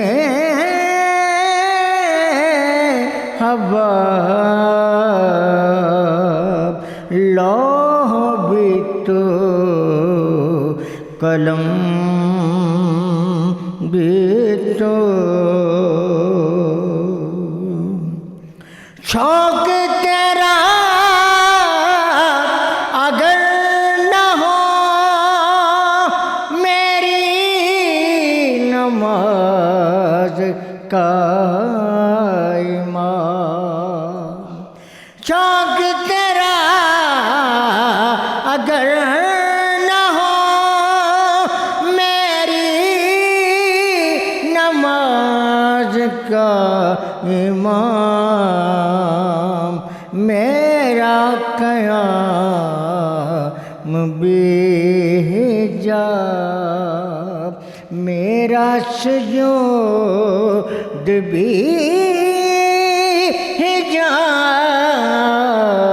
حجاب میرا قیام بے حجاب میرا سجود بھی حجاب لوح بھی تو قلم بھی تو تیری نگاہ ناز سے دونوں مراد پا گئے تیری نگاہ ناز سے دونوں مراد پا گئے عقل گیا بجستجو عشق حضور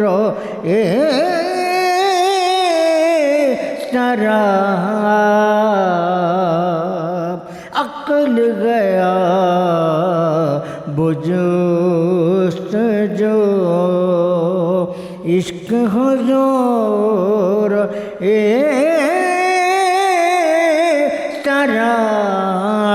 سراب لوح بھی تو قلم بھی تو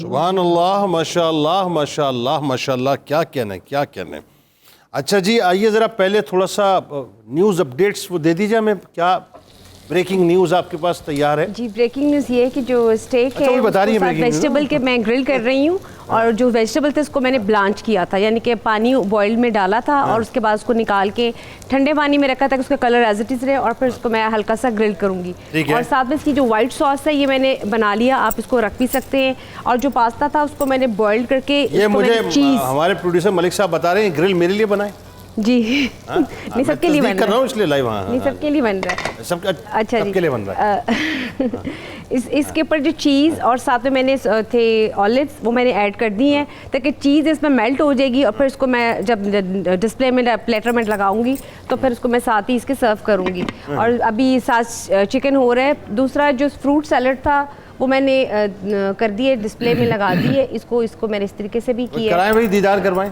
فروٹ سیلیڈ کا کہ آپ اس کو یوں بھی کر سکتے ہیں. اور اس کو زبردست اسٹرابیریز آپ نے جو ہے سجائی جی. اچھا, اس کی ایک ٹپ ہے کہ جب بھی فروٹ سیلڈ بنائیں تو یہ چونکہ چل میں آتا ہے تو اس کے لیے ضروری ہے کہ آپ اس کو فوراً فریج میں رکھ دیں, کیونکہ یہ ٹھنڈا اچھا لگتا ہے, یہ ٹھنڈے میں آتا ہے. تو یہ ابھی چل رہی, باقی ساتھ ساتھ اپریٹائزنگ جب ڈرنک کی طرف میں نے آنا ہے. ہاں وہ کیا بتائیے. ڈرنک ساگودانہ کی ہے جس میں نے جیلیز بنا لی ہیں, جیلی کے چنکس میں نے. ساگودانہ صحیح چوز کیا, اب گرمیاں شروع ہو گئی تو میرا خیال ہے بہتر رہی ہے. ہاں جی, ہاں ٹھیک ہے. تو یہ جیلی کے چنکس ہیں, اس کو میں نے ٹکڑوں میں کر لی دونوں کلرز میں, اورنج اور ساتھ میں گرین, اور ساتھ میں جو ملک ہے اس کو میں نے اس میں ایڈ کروں گی. ساگودانہ جو کہ میں نے بوائل کی ہے اس کی شکل کچھ اس طرح سے ہو جائے گی, یہ آپ دیکھ سکتے ہیں. آپ اس کو بچوں کو بھی کھلا سکتے ہیں, بڑا یہ ہیلدی فوڈ ہے ملک میں ایڈ کر کے. اور اس کے ساتھ ساتھ اس کو ہم اس کی ڈرنک چونکہ بنا رہے ہیں تو یہ بڑی ہیلدی ہے, فل آف انرجی. اور اس کو میں نے اب میش نہیں کروں گی, ایز اٹ از میں ایڈ کروں گی. اس میں اگر ایڈ کرنا چاہیں تو آپ اس میں ہنی ایڈ کر سکتے ہیں, تخم ملنگا ایڈ کریں. اور یہ چیز اگر آپ فروٹس ایڈ کریں تو آپ اسے فروٹس بھی اپنے پسند کے ایڈ کر سکتے ہیں. تو یہ بھی اس کو میں تھوڑا سا ٹھنڈا کر کے تو پھر اس کو مکس کروں گی. بس بھی کرتے ہیں, رونا آ جائے گا مجھے. اچھا سر, سلسلے کو ذرا جوڑیں. پاکستان اللہ تعالیٰ کی ظاہر نعمتوں میں سے بہت بڑی نعمت ہے, اور اس میں کوئی دوسری رائے نہیں کہ آزادی کی قدر و قیمت جو ہے جو نہیں سمجھا تباہ و برباد ہو گیا. اگین وہی بات کہ جو مقصد لے کر ہمارے بزرگ چلے اور جس مقصد کو ظاہر ہے مطلب پلانٹ کیا گیا, اس میں ایک بڑی بنیادی بات یوسف عرفان صاحب, میں چاہتا ہوں ذرا آپ آغاز کیجئے اس بات کا کہ 27واں اجلاس ہو رہا ہے اور قائد اعظم محمد علی جناح رحمۃ اللہ علیہ جو ہیں وہ خطاب کرتے ہیں. میرا خیال ہے وہ جو خطاب ہے اس کے کچھ جو ایک سیناپسز ہیں وہ لوگوں کو بتائیے وہ کیا تھا, کیا قائد اعظم آج کی نسل کو کیا ڈیلیور کرنا چاہ رہے تھے. بہت بہت شکریہ. 23 مارچ 1940 کی قرارداد جو ہے یہ ایک بنیادی اور مرکزی نقطہ ہے, فکری اعتبار سے بھی, تنظیمی اعتبار سے بھی. تنظیمی اعتبار یہ تھی کہ بر صغیر میں 2 مسلم میجورٹی پروونسز تھے, یونائٹڈ بنگال اور یونائٹڈ پنجاب. ٹھیک. ان 2 کے بغیر پاکستان نہیں بن سکتا تھا. درست. اور پنجاب میں حالت یہ تھی کہ یہاں پر ہندو, سکھ اور یونینسٹ, جبکہ احراری بھی موجود تھے, خاکساری بھی موجود تھے, یہ سب ایک قوم بنے ہوئے تھے. ٹھیک ہے. اور پنجاب میں مسلم لیگ کو وہ مقام حاصل نہیں تھا جو ہونا چاہیے تھا, جبکہ علامہ اقبال رحمۃ اللہ علیہ نے اس میں عوامی تحریک چلا کے اسے خاصا مقبول بنایا تھا. ٹھیک ہے. اور قائد اعظم نے بھی اس میں کام کیا. بالکل ٹھیک ہے. اب جب یہ صورتحال تھی تو اس میں فکری طور پر آپ یہ دیکھیے کہ یہ ایک نظریاتی یکجہتی تھی جس کا اظہار کیا گیا, اور یہ مسلمانوں کی معاشرتی یکجہتی بھی تھی, یکسوئی تھی. وہ دیکھیے کہ آپ نے جب یہ قرارداد پیش کی گئی ہے تو AK فضل الحق بنگال سے تھے. بالکل ٹھیک ہے. اور جنہوں نے اس کی تائید کی تھی وہ چودھری خلیق الزمان تھے, یوپی کے تھے. یوپی کا مسلمان پاکستان میں شامل نہیں تھا, یہ ان کا ایثار تھا امت مسلمہ ہونے کے حصہ ہونے کی وجہ سے. اور یہی وہ سبب ہے کہ انہیں پتہ تھا کہ ہم رہ گئے ہیں تو ہمارا انجام بھی برا ہوگا, مگر انہیں پتہ تھا کہ اگر ہمارا ووٹ شامل ہو کے 51% مسلمز آزاد ہو جاتے ہیں تو وہ ہمارا بھی خیال رکھیں گے. جس کا قائد اعظم نے اس قرارداد میں بھی کہا کہ اقلیتیں جو ہیں وہ خواہ پاکستان میں ہوں یا آزاد اسلامی ریاست میں یا غیر اسلامی ریاست میں. چودھری خلیق الزمان تھے وہاں سے نا, یوپی سے. ٹھیک ہو گیا. اور یہ اپنا اللہ آپ کا بھلا کرے پنجاب سے مولانا ظفر علی خان تھے. ٹھیک ہے. اور ان لوگوں نے اور سرحد سے اورنگزیب تھے. اور پھر بلوچستان سے عیسیٰ خان تھے. ہاں جی ٹھیک ہے. پھر عیسیٰ تھے, قاضی عیسیٰ صاحب. ٹھیک ہے. یہ ساری امت مسلمہ ہندیہ کی متفقہ ایک قرارداد تھی کہ اب ہمیں ایک آزاد اسلامی ریاست چاہیے. اور آزاد اسلامی ریاست میں یہ بنیادی نقطہ تھا کہ یہ نیا نظام بھی دے گی. وہ نظام معیشت بھی ہوگا, نظام معاشرت بھی ہوگا, نظام حکومت بھی ہوگا, نظام انتظام بھی ہوگا. پاکستان ایک اسلامی ریاست تو بن گیا, اس کے نظام اور انتظام کی لڑائی اب بھی چل رہی ہے مگر یہ بھی جلد ختم ہو جائے گی. سر یہ لڑائی چل نہیں رہی ہے, اب تو معاملہ دوسرا ہو گیا. مسئلہ یہ لڑائی تو اس وقت چلتی ہے نا کہ جب مثال کے طور پہ میں فارملی اپنے نظریے کے اوپر کھڑا ہوا ہوں اور سامنے والا جو ہے وہ مجھے چیلنج کر رہا ہوں, مگر میں یہ متزلزل ہو گیا ہوں اپنے نظریے میں. غافل ضرور ہیں. ابھی کل پرسوں کی بات ہے, انڈیا کے ڈیفنس چیف جو ہیں جنرل انیل چوہان, انہوں نے ایک بات کہی کہ انڈیا زیادہ خوش مت ہو. پاکستان معاشی ابتری میں بالکل ہے، مبتلا لیکن پاکستان کی فوج جو ہے ابھی بھی پاکستان کی مضبوط ہے، فوج بالکل ٹھیک۔ آج بھی اتنی اس کے جملے مضبوط ہی ہے کہ اس کے ذرا آپ آنکھیں دکھائیں تو وہ آنکھیں نکال لیتے اور ہیں۔ وہ ہمیں پرابلم دے سکتے ہیں، اور مطلب ہم پھر جی، پریشان کر اور سکتے ہیں۔ دوسری بڑی بات دیکھیے کرناٹکا میں کیا نعرہ لگا ہے، پاکستان زندہ باد۔ پاکستان ہماری ہندو مسلم روایت اور میل جول کا اظہار ہے، اور یہ روایت زندہ رہے گی، آگے یہ جا کے میں ختم اس نہیں میں بات ہوگی۔ کرتا ہوں کہ اگین وہی بات ہے کہ یہ ساری باتیں بہت اچھی ہیں، اس سے انکار نہیں ہے، لیکن جو حقیقت کی دنیا ہے اس میں ہم کہاں سٹینڈ کرتے ہیں، اس پہ بھی تو ذرا بات کریں گے نا آپ سے۔ اب ذرا سر یہ بتائیے کہ پہلے ذرا مفتی صاحب کی جانب آنے سے قبل جو قرارداد تھی، اس قرارداد کی کچھ سینopsis بیان کیجئے، وہ قرارداد ایکچولی کیا تھی، تاکہ تاریخی اعتبار سے جو خاص طور پر اس وقت آپ کو یوتھ دیکھ رہا ہے اس کو سمجھ میں آنی چاہیے صاحب کہ یہ ایسے نہیں تھا، اس کے پیچھے پورا ایک مربوط نظریہ تھا، بتائیے ذرا۔ جنید صاحب دیکھیں، ہم بار بار اس پہ بات کر رہے ہیں کہ یہ قرارداد جو دو کو بھی نظریے پہ بنی، وہ نظریہ کیا تھا اور اس کو اس قرارداد کے اندر کس طرح سے انکلکیٹ کیا گیا۔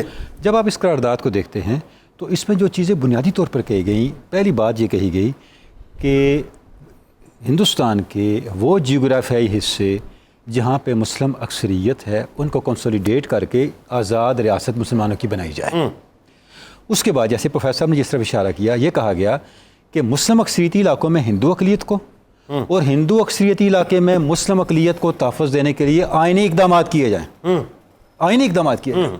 اس کا مطلب یہ ہے کہ پاکستان بننے کے بعد بھی ہندوستان کے مسلمانوں کا تحفظ کا وعدہ ہم نے قرارداد پاکستان کے وقت سے کیا ہوا ہے، جس کو ہم فراموش کر چکے ہیں۔ اور اس کا جو آخری حصہ تھا جو بہت امپورٹنٹ ہے اور ہمیشہ جب تک پاکستان اللہ اس کو سلامت رکھے یہ موجود ہے، اس کے ساتھ ریلیونٹ رہے گا، وہ یہ تھا کہ یہ session all India Muslim league کا، یہ session all India Muslim league کی ورکنگ کمیٹی کو یہ آتھورائز کرتا ہے کہ اس بننے والے ملک کے لیے ایک دستور بنائے۔ ٹھیک ہے، اس کے نتیجے میں قائد اعظم نے ایک کمیٹی بنائی اور اس نے ایک دستور بھی بنایا۔ اس دستور میں یہ طے کیا گیا یہ ملک علامہ اقبال کی سوچ پہ چلایا جائے گا، ٹھیک، یہاں رہنے والے ایک ملت ہوں گے، اس کا نظام اسلام ہوگا۔ اس کا ایک چیپٹر تھا جس کا ٹائٹل یہ تھا آئیڈیالوجی آف پاکستان۔ اوکے، یہ اتنے کلیئر تھی ہماری لیڈرشپ۔ میں ایک واقعہ آپ کو بتاتا ہوں، جب سیشن ختم ہوا قائد اعظم افتخار ممدوٹ کی کوٹھی پہ ان کا قیام ہوتا تھا، آئے تو نوجوان سارے اکٹھے ہوئے، دونوں نے کہا مسٹر جناح ہم نے فیصلہ کر لیا پاکستان بنانے کا، تو اس کا نام کیا ہوگا؟ تو قائد اعظم نے فرمایا ابھی تک تو ہم نے اس کے بارے میں نہیں سوچا۔ آپ جانتے ہیں نو اور نیور لکھا تھا چودھری رحمت علی نے، اس میں اس نے اس کا نام لکھا تھا پاکستان، اور اس پاکستان میں آئی نہیں تھا، اچھا وہ پاکستان تھا۔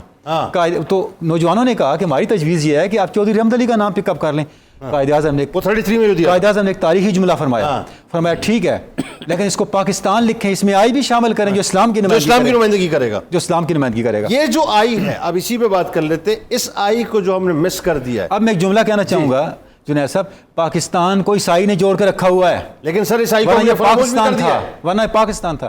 دوسری بات میں آپ کو عرض کروں، ہر ملک اپنے ملک والوں کی وجہ سے محفوظ ہے۔ ٹھیک ہے، انگریزوں کی وجہ سے انگلینڈ ہے، پاکستان ایسا نہیں ہے۔ بالکل پاکستانی پاکستان کی وجہ سے ہیں، ٹھیک، یہاں پہلے کوئی پاکستانی نہیں تھا۔ بالکل ٹھیک ہے، ہماری ساری آئیڈینٹی اس ملک کے ساتھ ہے۔ ٹھیک ہے، خدا نہ خاص سے اس ملک کو کچھ ہوا تو ہماری کوئی آئیڈینٹی نہیں بچی، اور اس کی بنیاد پاکستان کا آئی ہے جو قائد اعظم نے طے کر دیا۔ لیکن آپ کے خیال میں مفتی صاحب اس آئی کو پاکستان میں رہتے ہوئے ایز پاکستانی مسلم ہم پروٹیکٹ کر رہے ہیں؟ یعنی اس اصل معاملہ تو یہ پاک استان، اس کے درمیانی جو آئی ہے بنیادی طور پہ اس آئی کا ہی سارا کام ہے۔ ہم نے اس آئی کو جو ہے اپنی آئی سے فراموش کر دیا ہے، اور اب ہماری آئی جو ہے اس آئی کو اب دیکھنا بھی نہیں چاہتی اور توجہ بھی نہیں کرنا چاہتی اس طرف۔ جنید صاحب اس میں کوئی شک نہیں ہے کہ اس وقت جو نسل ہے نا، اس میں پاکستانیت کا جو ولولہ ایک تربیتی انداز میں ہونا چاہیے تھا اس کا فقدان ہے، اور اس پہ ایک دلیل یہ بھی ہے کہ اس وقت ہماری نسل 5th جنریشن وار کا نشانہ بن چکی ہے۔ بالکل ایسا اینٹی پاکستان جو سرگرمیاں ہو رہی ہیں بیرون ملک سے جو ہو رہی ہیں وہ ہو رہی ہیں ہمارے پاکستانی جو اس کا حصہ بنے ہوئے ہیں، اصل بات یہ وہ جو ہمیں اندر سے توڑ رہی ہے اور نقصان دے رہی ہے، وہ یہی وجہ ہے کہ اس آئی سے ہم باخبر نہیں ہیں۔ اس آئی کے لیے ہم نے اپنی آئی بند کر دی، اپنی آئیز بند کر دی۔ اب ضرورت اس بات کی ہے کہ ہم ملکی سطح پر میڈیا کے فورم سے بھی، تعلیمی اداروں کے فورم سے بھی، اور دیکھیں یہ صرف قائدین کا یا حکمرانوں کا ہی کام نہیں ہے، جتنے پیرنٹس سن رہے ہیں وہ اس کو اپنی ذمہ داری سمجھیں، جہاں آپ اپنے بچوں کو قرآن اور سنت خود پڑھاتے ہیں، کلمہ سکھاتے ہیں، وہاں انہیں پاکستانیت بھی سکھائیں، وہاں انہیں پاکستان کی امپورٹنس بھی سکھائیں. جیسے ڈاکٹر صاحب نے بڑا خوبصورت جملہ کہا کہ پاکستان ہے تو ہم ہیں. بالکل ایسا. اگر یہ وطن خدا نہ خواستہ اگر کسی بڑی پرابلم کا شکار ہوتا ہے تو ہم کہاں کھڑے ہوں گے؟ ہم برباد ہو جائیں گے. بالکل ایسا. ہم سے ہماری آزادی چھن جائے گی. بالکل ایسا. جس کو چھیننے کے لیے آج پوری دنیا مختلف انداز میں کوشش میں مصروف ہے. اس لیے میں درخواست کرتا ہوں اس کو باقاعدہ نصاب کا حصہ بنایا. آپ دیکھیے کتنا بڑا تماچا کچھ عرصے پہلے مودی نے مارا تھا. اس نے کہا کیوں پاکستان کے معاملات میں بولنے کی ضرورت ہی نہیں ہے, یہ خود اپنے آپ کو معاذ اللہ برباد کر دیں گے. تو اب دشمن بھی ہمیں یہ کہنا شروع ہو گیا, مذاق اڑا رہے ہیں, ہم اس نازک دورائے پر آج کھڑے ہوئے ہیں. اس کے لیے سب سے زیادہ ضرورت کیا ہے؟ سب سے زیادہ ضرورت ہے کہ ہم اس وقت بحیثیت ایک قوم استحکام اختیار کریں. ہم اندر سے لڑ کے اتنا بکھر چکے ہیں کہ اب ہماری پاکستانیت بھی کمزور ہو گئی ہے. اللہ اب ہمیں چاہیے سب سے پہلے اس ملک میں, اللہ کرے میں دعا بھی کرتا ہوں روزانہ افطار میں, یہ دعا آپ کے سامنے کرتا ہوں کہ ہمارا ملک استحکام کا شکار ہو. اصل بات سب سے زیادہ ضروری ہے سیاسی استحکام. سیاسی استحکام ہو جائے, جنید بھائی میں دعوے سے کہتا ہوں اس ملک کے سارے مسئلے حل ہو جائیں گے. یہ قرضے کے مسئلے بھی حل ہو جائیں گے, معاشی مسئلے حل ہو جائیں گے, بے روزگاری کے مسئلے حل ہو جائیں گے, اور جو اغیار ہمیں روزانہ نئی سازش کا شکار کر کے کسی نہ کسی بڑی مشکل میں ڈالنا چاہتے ہیں اس کے آگے ایک سد باب ہو جائے گا. لیکن ضروری کیا ہے؟ سیاسی استحکام. جب اوپر سے لیڈرز کا استحکام اور آپس میں یکجہتی ہوگی تو ان کے کارکنان بھی ایک دوسرے کے قریب آئیں گے. اب لیڈرز کی گالیوں سے, لیڈرز کی نفرت سے وہ نفرت گراس روٹ لیول تک آ چکی ہے. اب ایک ہر گھر میں لڑائی ہے, ایک گھر میں یقین جانیے رشتوں میں لڑائی آ گئی. سر بات یہ ہے کہ اب رشتہ لینے کے لیے جاتے ہیں نا, وہ ہوتا یہ ہے کہ اب یہ نہیں پوچھتے کہ لڑکی جو ہے وہ کتنی پڑھی لکھی ہے, پارٹی کون سی ہے, ابھی پوچھتے ہی بتاؤ کہ یہ کون سی سیاسی جماعت ہے. ہاں جی ہاں, مطلب وہ سیاسی جماعت اگر ہمارے مطابق ہے تو رشتہ کریں گے, ادروائز رشتہ نہیں کریں گے. ہاں مطلب یہ تو منع کر دیتے ہیں بالکل. لیکن یہ جو صورتحال پیدا ہو گئی علی بھائی, اس میں خطرناک ترین بات یہ جو میں مطلب سمجھتا ہوں جس پہ ہمیں کلام کرنا چاہیے کہ ہم نے ہماری یہ جو جنریشن ہے نا, کیونکہ اس وقت پاکستان میں آلموسٹ 65% بلو 30 ہمارے پاس پہنچ ہے. ابھی جو بلو 30 ہے یہ وہ لوگ ہیں کہ جنہوں نے ظاہر ہے مطلب جیسے ہی شعور سنبھالا ہے تو یہ سارے ڈرامے دیکھے ہیں انہوں نے نا, یہ پچھلے ایک ڈیکیڈ میں 1.5 ڈیکیڈ میں سارا یہ کچھ دیکھا ہے کہ یہ سب کچھ پاکستان یہ ہے بیسکلی, یہ سب کچھ ہوتا ہے یہاں پہ. تو جتنی نفرتیں ہم نے گھول دی ہیں سیاست کے نام پر, جتنی نفرتیں ہم نے مذہب کے نام پر گھول دی ہیں, تو مجھے ایسا لگتا ہے وہ جو ایجنڈا آف پاکستان ہے وہ کہیں پس سے پش ڈال دیا ہم نے. اس پہ ذرا گفتگو کریں. جی بالکل, آپ بالکل درست فرما رہے ہیں, مفتی صاحب نے بڑی اچھی بات فرمائی. بالکل ایسے ہی ہے. دیکھیے ایک وہ دو قومی نظریہ ہے جو ہم نے کتابوں میں پڑھا, ٹھیک ہے, اور وہ سب جانتے ہیں. اس کے ابھی ڈاکٹر تنولی صاحب نے وضاحت فرما دی. اور ایک سر معذرت کے ساتھ دست بستہ ایک وہ دو قومی نظریہ ہے جو ہم دیکھ رہے ہیں. انصاف میں ہمارے ہاں دو قومی نظریہ ہے. نہیں یہ تو کئی قومی ہے, دو قومی نہیں کئی قومی. تعلیم میں دو قومی نظریہ ہے, علاج میں دو قومی نظریہ ہے. صحیح ہے. جو علاج ایک لینڈ لارڈ کو مل سکتا ہے وہ مجھے نہیں مل سکتا. بالکل ٹھیک. جو تعلیم کوئی اور لے سکتا ہے وہ میں نہیں لے سکتا. بالکل صحیح. یہاں انصاف کا دو قومی نظریہ ہے. تو ایک تو وہ دو قومی تھا جس پر ملک بنا تھا, اور ایک وہ دو قومی ہے جس پر ملک کو چلایا جا رہا ہے. خدا کا نام لیں, گڈ, اس کو پلٹ کر اس دو قومی پر لے کر جائیں جس پر یہ بنا تھا, جو اس کی فنڈامنٹل سٹون تھی, واہ, جو اقبال نے اور قائد علیہ الرحمٰ نے رکھی تھی. یہ دو قومی نے دیکھیے ہم یہ بڑی ہم نا اصل میں ہم وہ لوگ ہیں جو اپنے بچوں کو پڑھاتے ہیں مسلمانوں کے سائنس پر احسان, اور اب بھائی میں سائنس کی تعریف بھی نہ آتی اور سائنس کی ڈیفینیشن بھی نہ آتی. ٹھیک ہے, ہمارے بڑوں نے قربانیاں دے دیں, اب آگے ہم نے کیا کرنا ہے, وے فارورڈ کیا ہے, صحیح بات, کچھ بھی نہیں ہے. مطلب آپ اسی دو قومی دیکھیں کیا پاکستان جو ہمیں ہماری مثال ہو گئے, ہمارے ابا کے ابا جو ہیں ان کی جاگیریں تھیں, وہ ایک گھوڑا چلتا تھا صبح شام میں ختم ہوتی. ابا کی تو تھیں, ہمارا کیا ہے, ہمارا ملک پاکستان جو ہماری چھت ہے, جو ہماری امان ہے, امان گاہ اللہ کا انعام ہے. یار اللہ نعمتیں دیتا ہے تو قرآن کتنی دفعہ کتنی نعمتیں چھن بھی جاتی ہیں. بالکل ایسا. مطلب آپ صرف نعمتوں کا بیان کرتے رہیں گے, وے فارورڈ نہیں جائیں گے. تو لہٰذا, اور دوسرا مفتی صاحب نے فرمایا جو اوپر کے لیڈرز ہیں نا, اگر وہ الائن ہو جائیں, سر ٹھیکیدار کبھی الائن نہیں ہوتی. ٹھیکے داروں کا اپنا اپنا انٹرسٹ ہوتا ہے کہ اس کا کس ٹھیکے میں کیا انٹرسٹ ہے. اللہ کرے یہ ملک لیڈران کے ہاتھ میں ہو, وہ کسی سے اتفاق رکھیں یہ اختلاف. جب یہ سرمایہ دار اور ٹھیکے دار لوگ ہوتے ہیں نا سر, ان کا ٹھیکوں سے انٹرسٹ ہوتا ہے. اس ٹھیکے میں کم ہے تو اس کو چھوڑو, اگلا اٹھا لو. اس سرمایہ دار میں کم ہے تو اس سے اگلا اٹھا لو. تو لہٰذا اصل یہ ہے کہ ہم ایک قومی نظریہ جو ہمیں دیا گیا, جو ایکچولی تھا, اب ہم نے یہاں پر 70 قومی نظریے, 2 بندے آپس میں بیٹھ کے روٹی کھانے کو تیار نہیں, کوئی مذہبی بنیاد پہ, کوئی سیاسی بنیاد پہ. یہ قومی نظریے کون ختم کرے گا؟ بالکل آئیڈیالوجی آف پاکستان کرے گی. اور آئیڈیالوجی آف پاکستان نہ میرے نصاب تعلیم کا حصہ ہے, نہ میرے نصاب تربیت کا حصہ, نہ ممبر و محراب پہ پڑھایا جاتا ہے. ہوگا کیسے؟ حل آپ بتائیں. سر حل تو میرے پاس اگر ہوتا تو پھر میں کسی جگہ بیٹھا آپ سے کیوں پوچھتے؟ ہم آج تک آپ لوگ مجھ سے پوچھتے نا, آج تک میں آپ سے پوچھ رہا ہوں. آئیڈیالوجی آف پاکستان اور اقبال اپنے نصاب میں نہیں ڈال سکے. کون ہے جو ہمیں روکنے والا یار؟ کوئی تو غیر مری قوتیں ہیں نا جو اقبال پڑھانے سے روکتی ہیں, پاکستانیت پڑھانے سے روکتی ہیں. اس کا حل ہے نا, ہمیں خوش رکھا ہوا ہے نعرہ تکبیر لا الہ الا اللہ, اور بس اس پہ اس کا حل ہے. اس حل پہ بھی بات کریں گے, اور حل ہے, بالکل ہے. پرابلم یہ ہے کہ ہم حل کی طرف دیکھنا نہیں چاہتے. پرابلم یہ ہے کہ ہم اس حد تک اب وہ کہتے ہیں نا کہ beggars can't be a choosers, تو اب ہم نے چوز کرنا چھوڑ دیا ہے. ورنہ حل تو موجود ہے, حل اس آئی میں موجود ہے جس کا ذکر ڈاکٹر تنولی صاحب فرما رہے تھے. ہم نے اس آئی کو چھوڑ دیا ہے اور اپنی آئیز کو بند کر دیا. درود پاک پیش کیجئے, لوٹ کے انشاءاللہ سلسلے کو یہیں سے جوڑتے ہیں, اور خاصی تلخ باتیں جو بھی آپ سے کرنی ہیں لوٹ کے انشاءاللہ گفتگو کرتے ہیں.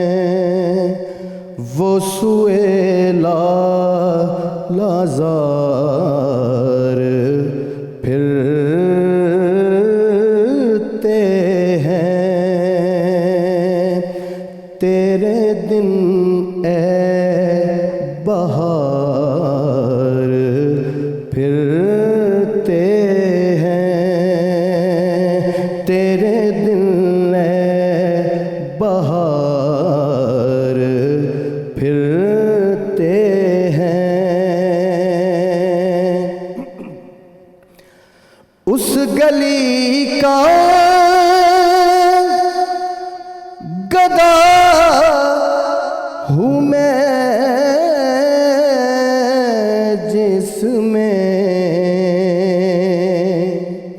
اس گلی کا گدا ہوں میں جس میں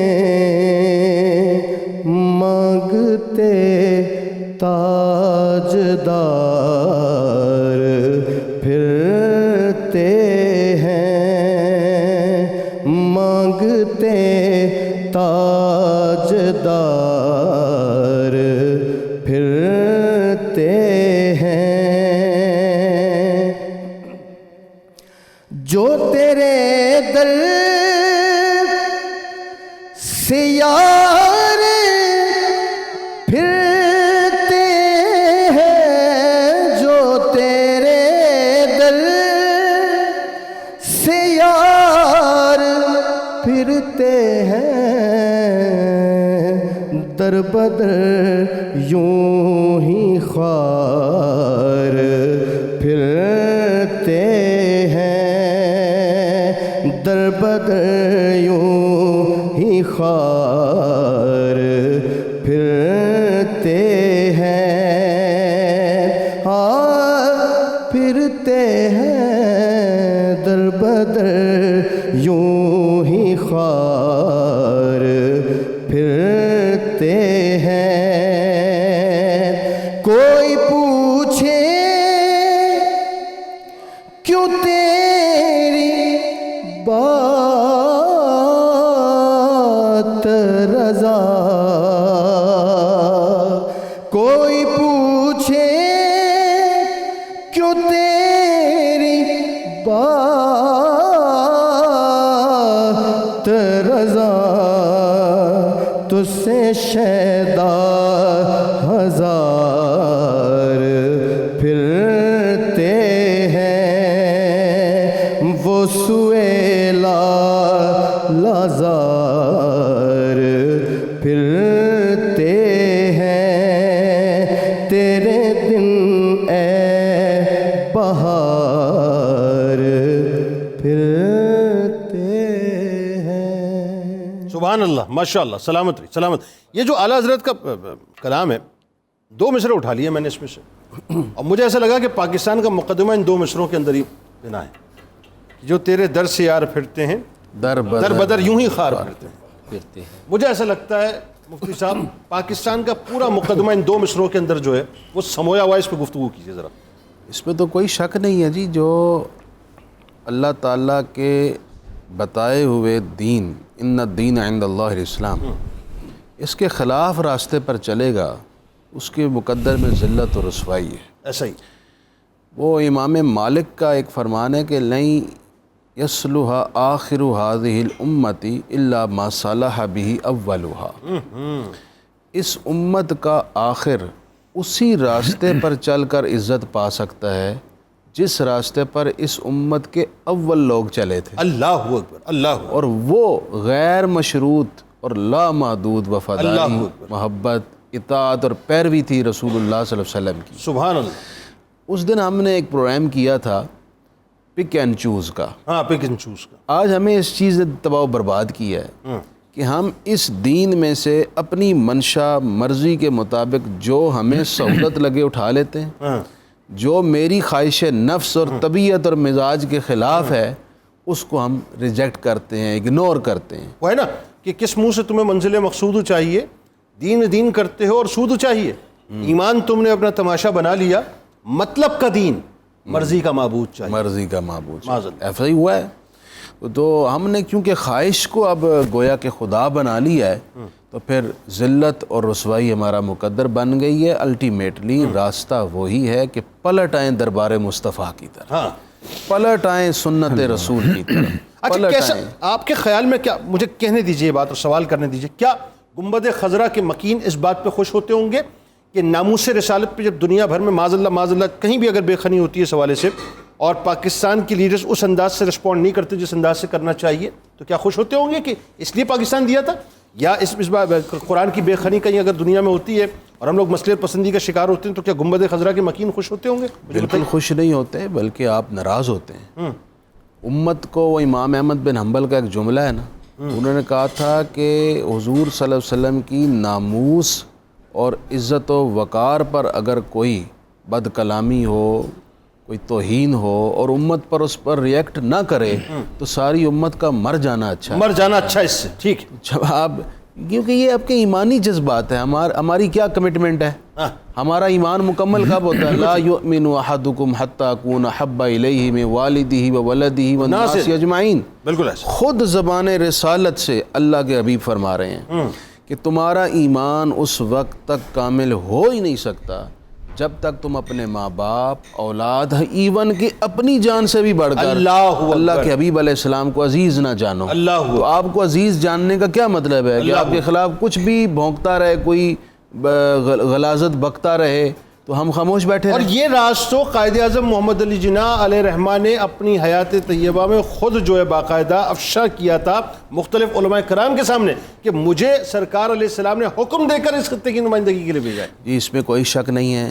قائد اعظم محمد علی جناح کے پیچھے ہماری ملت کے مشائخ کھڑے ہوئے اور ان کا کھڑا ہونا بئی معنی یہ تائید رسالت تھی، کیونکہ وہ مشائخ تھے جو رسول اللہ صلی اللہ علیہ وسلم کی بارگاہ میں حضوری کے مرتبے پر تھے اور وہ دربار رسالت سے اشارہ پا کر قائد اعظم کے کندھوں کے ساتھ کندھا ملا کر کھڑے. بلکہ جب پیر جماعت علی شاہ علیہ رحمہ نے کہا وقت کا ولی ہے. ہاں ولی ہے. جی. اچھا اب ذرا مجھے بتائیے اسی بات کو ذرا یوں کر لیں کہ قائد اعظم محمد علی جناح علیہ رحمہ، مطلب آپ سوچئے کہ وہ شخص کے ابھی پاکستان بنا نہیں ہے، ابھی آپ کی فوج نہیں ہے، ابھی آپ کے پاس فنڈز نہیں ہیں لیکن آپ کو اس بات کا غم ہے کہ فلسطینیوں کے ساتھ زیادتی ہو رہی ہے.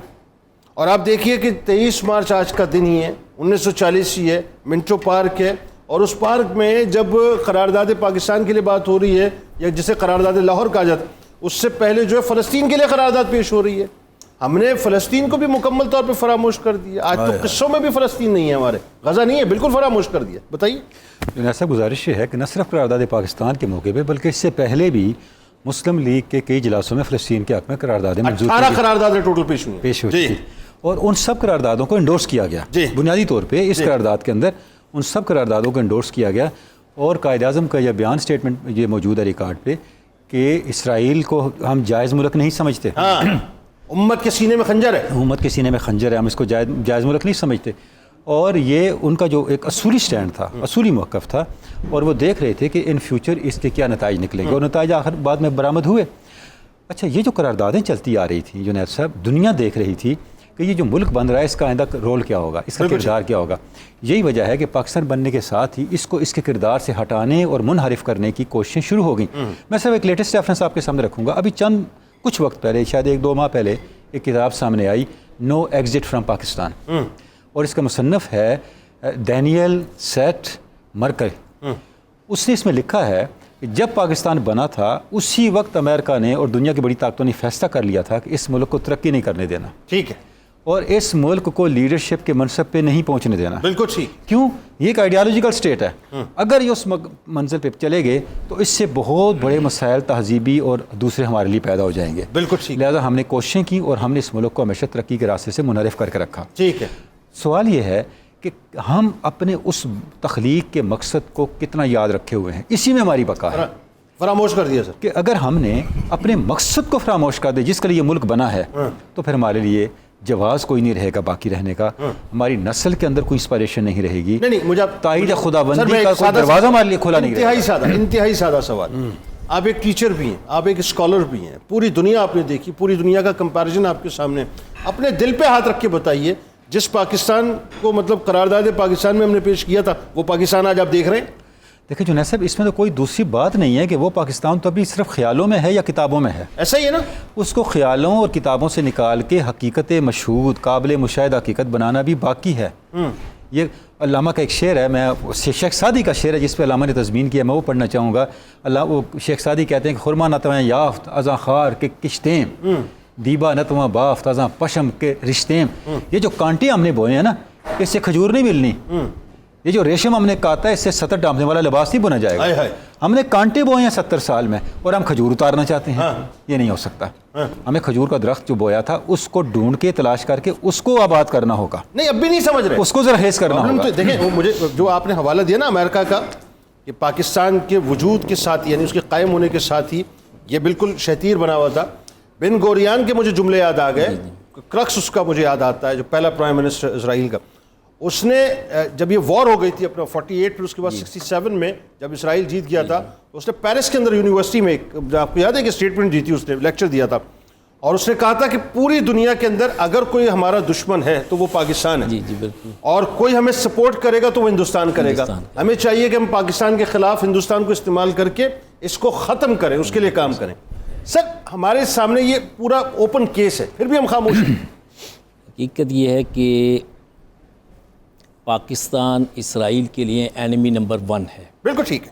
دوسری بات کہ اسرائیل اپنے امپیریلزم کے لیے جہاں اسے غزہ اور فلسطین اور لیبنان میں پوزیشن کی ضرورت ہے, وہاں اسے اسی طرح انڈیا کی, ہندو بھارت کی, برہمن کی ضرورت ہے, جس طرح اس نے روس اور امریکہ, برطانیہ, فرانس سے مل کر عالمی سرداری اپنی قائم کر رکھی. بالکل ٹھیک ہے. سرمایہ داری کے زور پر. اب اس کا تدارک جو تھا, جب قائد اعظم علیہ الرحمہ نے پاکستان بنایا تھا تو ایک نظام کے لیے بنایا تھا. اس میں معیشت بنیادی چیز ہے. اسٹیٹ بینک جو ہے وہ پاکستان کی معیشت کا ضامن تھا. یہ ایک فائنینشیل GHQ تھا, جس میں ایک ریسرچ کمیٹی بنائی گئی تھی کہ موجودہ استحصالی نظام جو یہودیوں کا ہے, اس سے نجات, سودی نظام سے نجات حاصل کرنا ہے, اور اسلامی نظام جو غلامی میں دب گیا ہے اسے اجاگر کرنا ہے. لیکن اب سارا الٹ ہو گیا, مگر اب سب ہم نے IMF کو دے دیا ہے. اب یہ دیکھیے کہ IMF کو کون دے کے گیا, اب وہ کہتے ہیں کہ FBR بھی ہمیں دے دو. مگر اس تمام کے باوجود میں یہ بات کہوں گا کہ پاکستان کے اندر جو تحریک پاکستان کا مقصود سا اس سے مکمل غفلت نہیں ہوئی. عوامی سطح پر بھی ہوئی ہے, سب جگہ ہوئی ہے. مگر آج بھی آپ دیکھیے کہ پاکستان پر جب کوئی مثلا پاکستان پر کوئی حملہ کر سکتا ہے, آپ نے دیکھا اوپن کوئی نہیں کر سکتا. پاکستان کیا جوہری قوت نہیں بنا؟ اللہ سلامت رکھے ہمارے فوجیوں کو. کیا پاکستان ایک نظریاتی طور پر مجہول ہوا ہوا ہے, غافل ہوا ہوا ہے؟ کیا اس کو آپ بحال نہیں کر سکتے؟ کیا یہاں پر یہ بھانت بھانت کی بولیاں جو ہیں, صوبائی بولیاں, لسانی بولیاں, نسلی بولیاں, حسبی بولیاں, کیا یہ ختم نہیں ہو سکتی؟ تحریک پاکستان نے ان سب کو ختم کیا تھا. ہمیں ان دروازوں کو, ان کھڑکیوں کو بند کرنا ہوگا جو اسلام, جیسے ابھی آئی کا ذکر ہو رہا تھا, جو اسلام کو زک پہنچا رہی ہیں. اسلام میرا اور آپ کا نہیں. اگر ہم اہل نہیں ثابت ہوں گے, اللہ تعالیٰ اسلام کو زندہ رکھے گا, پاکستان کو بھی زندہ رکھے گا, اور ہم سے بہتر وارث بھی لے آئے گا. بالکل ایسا ہے. یہ صورتحال ہمیں محسوس کرنا چاہیے اور خود بہتر وارث بننے کی جو بڑی بنیادی دیکھیں, ایک بنیادی بات یہ مجھے, میں نے اپنے ابتدائیے میں ایک بات کی تھی, علی بھائی شاید اپنے اس پہ توجہ کی ہو, کہ جب یہ قرارداد پاکستان پیش ہو رہی ہے تو آپ یہ دیکھیے منظرنامہ یہ تھا کہ اس پیش ہوتی ہوئی قرارداد کو سننے والے جو تھے وہ قائد اعظم کی زبان کو نہیں سمجھتے تھے. ان کو نہیں معلوم تھا کہ ہمارا لیڈر قائد جو ہے وہ بنیادی طور پہ انگریزی زبان میں کیا بات کر رہا ہے, کیا اس کا منشور ہے, کیا اس کا موٹو. ان کو یہ پتا تھا کہ جو کہہ رہا ہے وہ صحیح کہہ رہا ہے. اور اگین وہی بات, وہ جو ان کی جو یوں کہیے کہ جو ایفیلیشنز کے جو چولے تھے وہ اس کو اتار کے آئے تھے. ان میں کوئی سندھی نہیں تھا, کوئی مہاجر نہیں تھا, کوئی پٹھان نہیں تھا, کوئی بلوچ نہیں تھا, کوئی پنجابی نہیں تھا, کوئی سرائکی نہیں تھا, کوئی دیوبندی نہیں تھا, کوئی بریلوی نہیں تھا, کوئی اہل تشیع نہیں تھا, کوئی اہل حدیث نہیں تھا. سب ایک کاز کے لیے آئے ہوئے تھے. وہ کاز مس ہو گیا صاحب. مسئلہ یہ ہے, اس کاز کو کیسے تلاش کریں؟ سر وہ کاز ہمیشہ افراد کے ذریعے زندہ ہوتی ہے, اور وہ خود قائد اعظم تھے. ابھی ہم آتے ہوئے تنولی صاحب کے ساتھ گاڑی میں بات کر رہے تھے, یہ فرماتے ہیں کہ بر صغیر میں قائد اعظم اور اقبال یہ ایک الٹرا جینیس لوگ تھے دونوں. ٹھیک. تو ہمیشہ قیادت اور لیڈر ہوتی ہے, لیڈر ہوتا ہے, اس کے ساتھ جذبات لوگوں کے وابستہ ہوتے ہیں اور آگے چلتے ہیں. ایک بڑا معروف فارسی کا شعر ہے, اقبال کا غالباً یا کسی اور شاعر کا, کہ خر عیسیٰ گر بمکہ روت باز آیت انوز خر باشد. اگر ایک گدھا ہوگا نا جی, اور وہ اس کو یہ نسبت بھی ہوگی کہ حضرت عیسیٰ اس پر سوار ہوں گے, اور پھر وہ مکہ مکرمہ کا سفر بھی کر کے آئے گا, بھائی صاحب وہ واپس آئے گا تو گدھا ہی رہے گا. خر عیسیٰ اگر بمکہ روت باز آیت ہنوز خر باشد. تو لہٰذا وہ قائد تھا. آپ کو کوئی انسان چاہیے, کوئی لیڈر چاہیے, کوئی ویژنری لوگ چاہیے, ٹھیکیدار وہ میں عرض کروں نہیں چاہیے, جس کے پاس جس کو نظریہ ہو کہ میں نے قوم بنانی ہے, کوئی آئیڈیالوجی ہو اس کے پاس قوم بنانے کی. یعنی ایسی فکر کا بندہ اٹھے گا تو جتنی زرخیز مٹی پاکستان کی ہے نا, اقبال نے کہا تھا کہ ذرا نم ہو تو یہ مٹی بڑی زرخیز ہے ساتھی. آج بھی سب سے زیادہ یہ پوٹینشیل ہے. آج بھی آپ دیکھیے جہاں بھی جاتے ہیں فلاں بندہ انٹلیکچوئل ترین آدمی پاکستان کے ساتھ تعلق ہے یا کہیں نہ کہیں سے ہو کے گیا ہے. مقصد کیا ہے سر؟ ٹرین کا ڈبہ اگلا انجن نہیں ہے, پیچھے ڈبوں میں بڑا پوٹینشیل پڑا ہے, انجن نہیں ہے. انجن کی وہی مثال ہے جو میں نے شعر میں عرض کر دی. اور دوسری بات یہ ہے کہ ہم اب اپنے عضو اعضاء کو بھی تکلیف سے نہیں بچا پا رہے. انجن کہاں سے لائیں جی؟ انجن کہاں سے لائیں؟ انجن اللہ سے دعا کریں, انجن اللہ سے دعا کرے کہ وہ کوئی پیدا کر دے. کہاں سے آئے گا انجن بھائی؟ اللہ سے دعا کرے. چائنا سے امپورٹ کریں.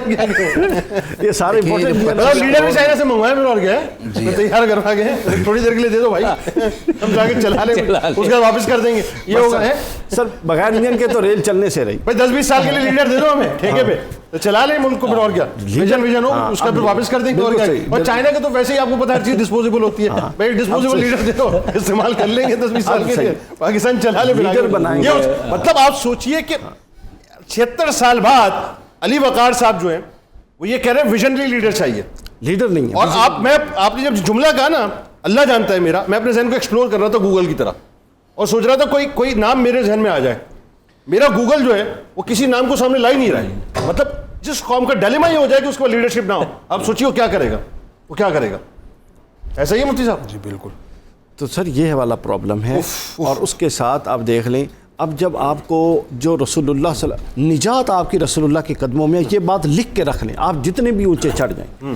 اب دیکھیے آپ کی ایک امت کا تشخص بھی آپ نے ختم کر دیا. ابھی غزہ کی بات ہوئی, تو غزہ کے حوالے سے یہ 1947 9 دسمبر علامہ اقبال رحمۃ اللہ BBC کو ایک انٹرویو دے رہے تھے, تو اس وقت انہوں نے کیا ان کے جذبات تھے غزہ کے لیے، وہ کیا انہوں نے جملے فرمائے. یعنی وہ فرماتے ہیں کہ غزہ کے مسلمان ہمارا حصہ ہیں، ہم ان سے علیحدگی کا تصور بھی نہیں کر سکتے.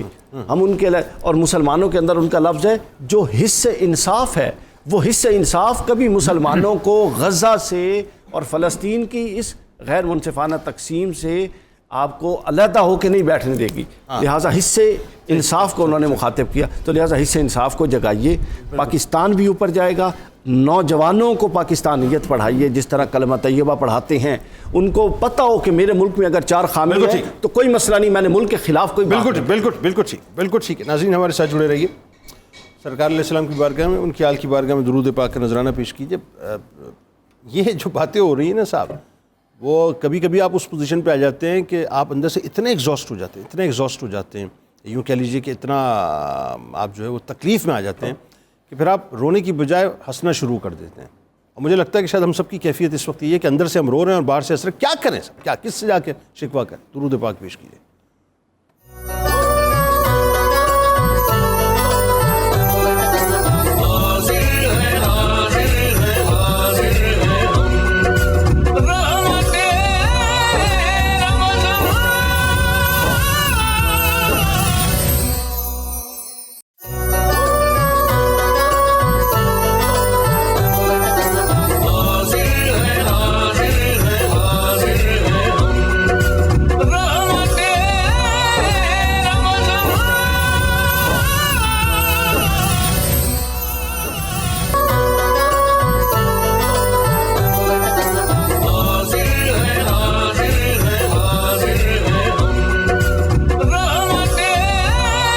جناب ایک بار پھر میں آپ کو خوش آمدید کہتا ہوں رحمت رمضان کی خصوصی براہ راست نشریات. اور آئیے ایک بار پھر آپ کو کچن کی جانب لیے چلیں. جی منیرہ، بریکنگ نیوز کیا آپ کے پاس؟ جی بالکل، ایوری تھنگ از ریڈی، ہر چیز ریڈی ہو چکی ہے. لیکن میں یہ بتانا چاہوں گی کہ جب ہم گرل چکن ود اس کو ساس کے ساتھ اینڈ پاستا سرو کرتے ہیں تو یہ ریڈی ٹو ایٹ ہوتا ہے.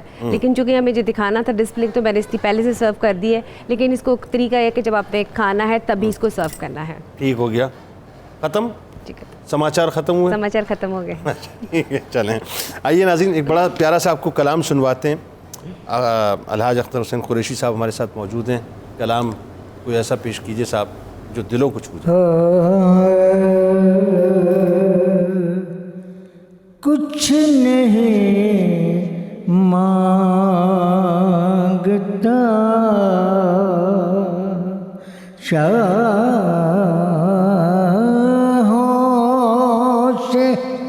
یہ شہدا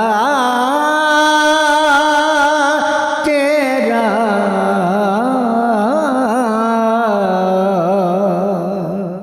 اس کی دولت ہے فقط نقش کفے پا تیرا کچھ نہیں مانگتا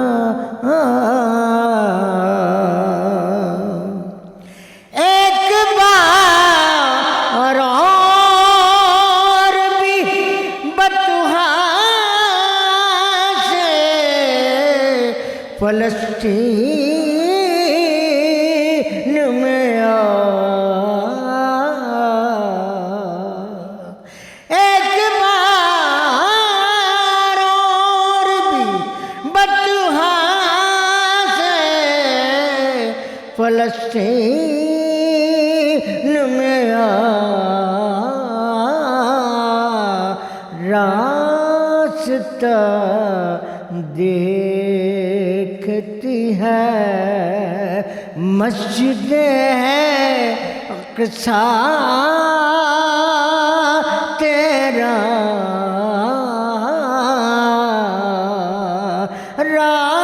راستہ دیکھتی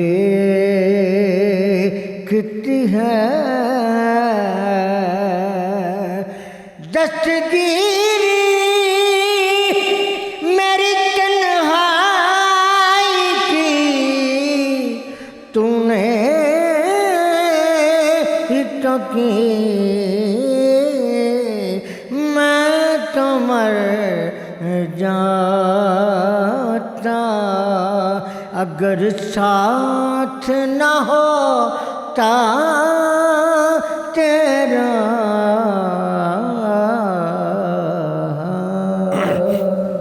اللہ اکبر، اللہ اکبر، اللہ اکبر. ہم وطن یہ گلستان تیرا بھی ہے میرا بھی ہے، اس کا ہر سود و زیاں تیرا بھی ہے میرا بھی ہے.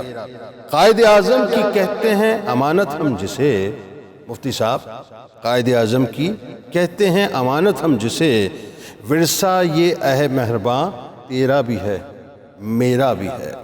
وقت کا ہے یہ تقاضا متحد ہو جائیں ہم، کب سے دشمن آسماں تیرا بھی ہے میرا بھی ہے. سوچ تو گلشن کی بربادی کا کیا ہوئے گا حال، شاخ گل پہ آشیاں تیرا بھی ہے میرا بھی ہے. آب راوی ہو کہ آب سندھ ہے سبھی کے لیے، دامن موج رواں تیرا بھی ہے میرا بھی ہے. اے محبت کے نقیب اقبال و خوشحال و لطیف، ان کا فیض بے کراں تیرا بھی ہے میرا تیرا بھی ہے میرا بھی ہے. میں ایک اناؤنسمنٹ کرنا چاہتا ہوں اپنے بھائی کے لیے، اور یہ یقیناً 92 کے لیے بھی بڑے پرائڈ کی بات ہے، کیونکہ 92 کا یہ مستقل حصہ ہیں.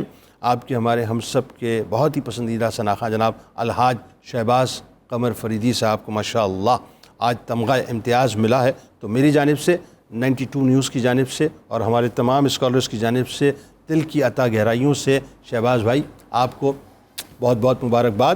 اور میں دیکھ رہا تھا آپ کو شیروانی بڑی اچھی لگ رہی تھی آپ پر، اور جو ٹوپی آپ نے قائد اعظم کیپ پہنی ہوئی تھی بڑی اچھی لگ رہی تھی آپ پر. انشاءاللہ کل آپ سے ملاقات کریں گے. قصیدہ غوثیہ جی، اور اس کے بعد پھر انشاءاللہ اجتماعی دعا. بسم الله الرحمن الرحيم. اللهم صل على سيدنا ومولانا محمد معدن الجود والكرم وآله وبارك وسلم. یا شاہ جیلا یا شاہ جیلا یا شاہ جیلا یا شاہ جیلا. سقاني الحب كاسات الوصال فقلت لخمرتي نحوي تعالي، سعت ومشت لنحوي في كؤوس فهمت بسكرتي بين الموالي، فقلت لصائر الأقطاب لموا بحالي وادخلوا أنتم رجالي وهم واشربوا أنتم جنودي فساق القوم بالوافي ملالي. شربتم فضلتي من بعد سكري ولا نلتم علوي واتصالي، مقامكم العلا جمعوا ولكن مقامي فوقكم ما زال عالي. أنا في حضرة التقريب وحدي يصرفني وحسبي ذو الجلال، أنا البازي واشأب كل شيخ ومن ذا في الرجال يعطي مثالي. كساني خلعة بطراز عزم وتوجني بتيجان الكمال، وأطلعني على سر القديم وقلدني وأعطاني سؤالي، وولاني على الأقطاب جمعا فحكمي نافذ في كل حال. يا شاه جيلا يا شاه جيلا يا شاه جيلا يا شاه جيلا. فلو ألقيت سري في بحار لسار الكل غورا في الزوال، ولو ألقيت سري في جبال لدقت واختفت بين الرمال، ولو ألقيت سري فوق النار لخمدت والتفت من سر حالي، ولو ألقيت سري فوق ميت لقام بقدرة المولى تعالي. وما منها شهور أو دهور تمر وتنقضي لا أتالي، وتخبرني بما يأتي ويجري وتعلمني فاقصر عن جدالي. مريديهم وطب واشتح وغني وافعل تشاء وافعل ما تشاء فالاسم علي. مريدي لا تخف الله ربي أعطاني رفعة نلت المنال. طبولي في السماء والأرض دقت وشوس السعادة قد بدا لي بلاد الله ملكي تحت حكمي ووقتي قبل قلبي قد صفى لي يا شاه جيلا يا شاه جيلا يا شاه نظرت إلى بلاد الله جمعا كخردلة على حكم اتصالي وكل ولي له قدم وإني على قدم النبي بدر الكمال مريدي لا تخواش فإني عزوم قاتل عند القتال أنا الجيلي محي الدين اسمي وأعلامي على رأس الجبال أنا الحصني والمخضع مقامي وقدامي على عنق الرجال وعبد القادر المشهور اسمي وجدي صاحب العين الكمال تقبلني ولا تردد سؤالي أغثني سيدي انظر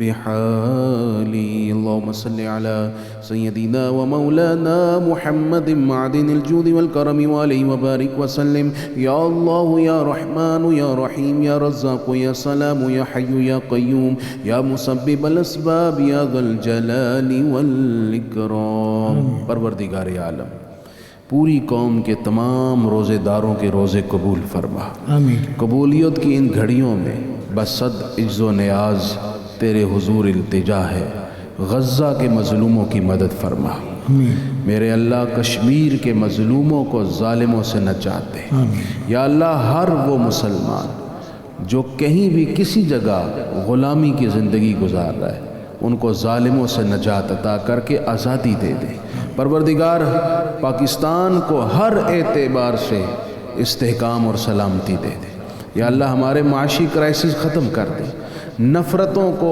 تعصب کو اور اس ملک سے ہر قسم کی آزاری کو ختم کر دے اے پروردگار ہمارے بیماروں کو شفا دے دے زمین اور فضا اور ہوا میں برکت دے دے ہمارے ملک کو سر بلند فرما دے خصوصاً پاک افواج کی ہمت میں اضافہ فرما دے وصلی اللہ تعالی علی حبیبہ سیدنا محمد وعلی آلہ واصحابہ اجمعین برحمتک یا ارحم الراحمین آمین آمین. آپ بھی روزہ افطار کیجئے, ہم بھی روزہ افطار کرتے ہیں انشاءاللہ, اور لوٹ کے ذرا کچھ آج دل کے اور پھپولے ہیں وہ آپ کے سامنے آہستہ آہستہ ذرا پھوڑیں گے اور آپ کو بتائیں گے کہ ہمیں پاکستان کے لیے کرنا کیا چاہیے.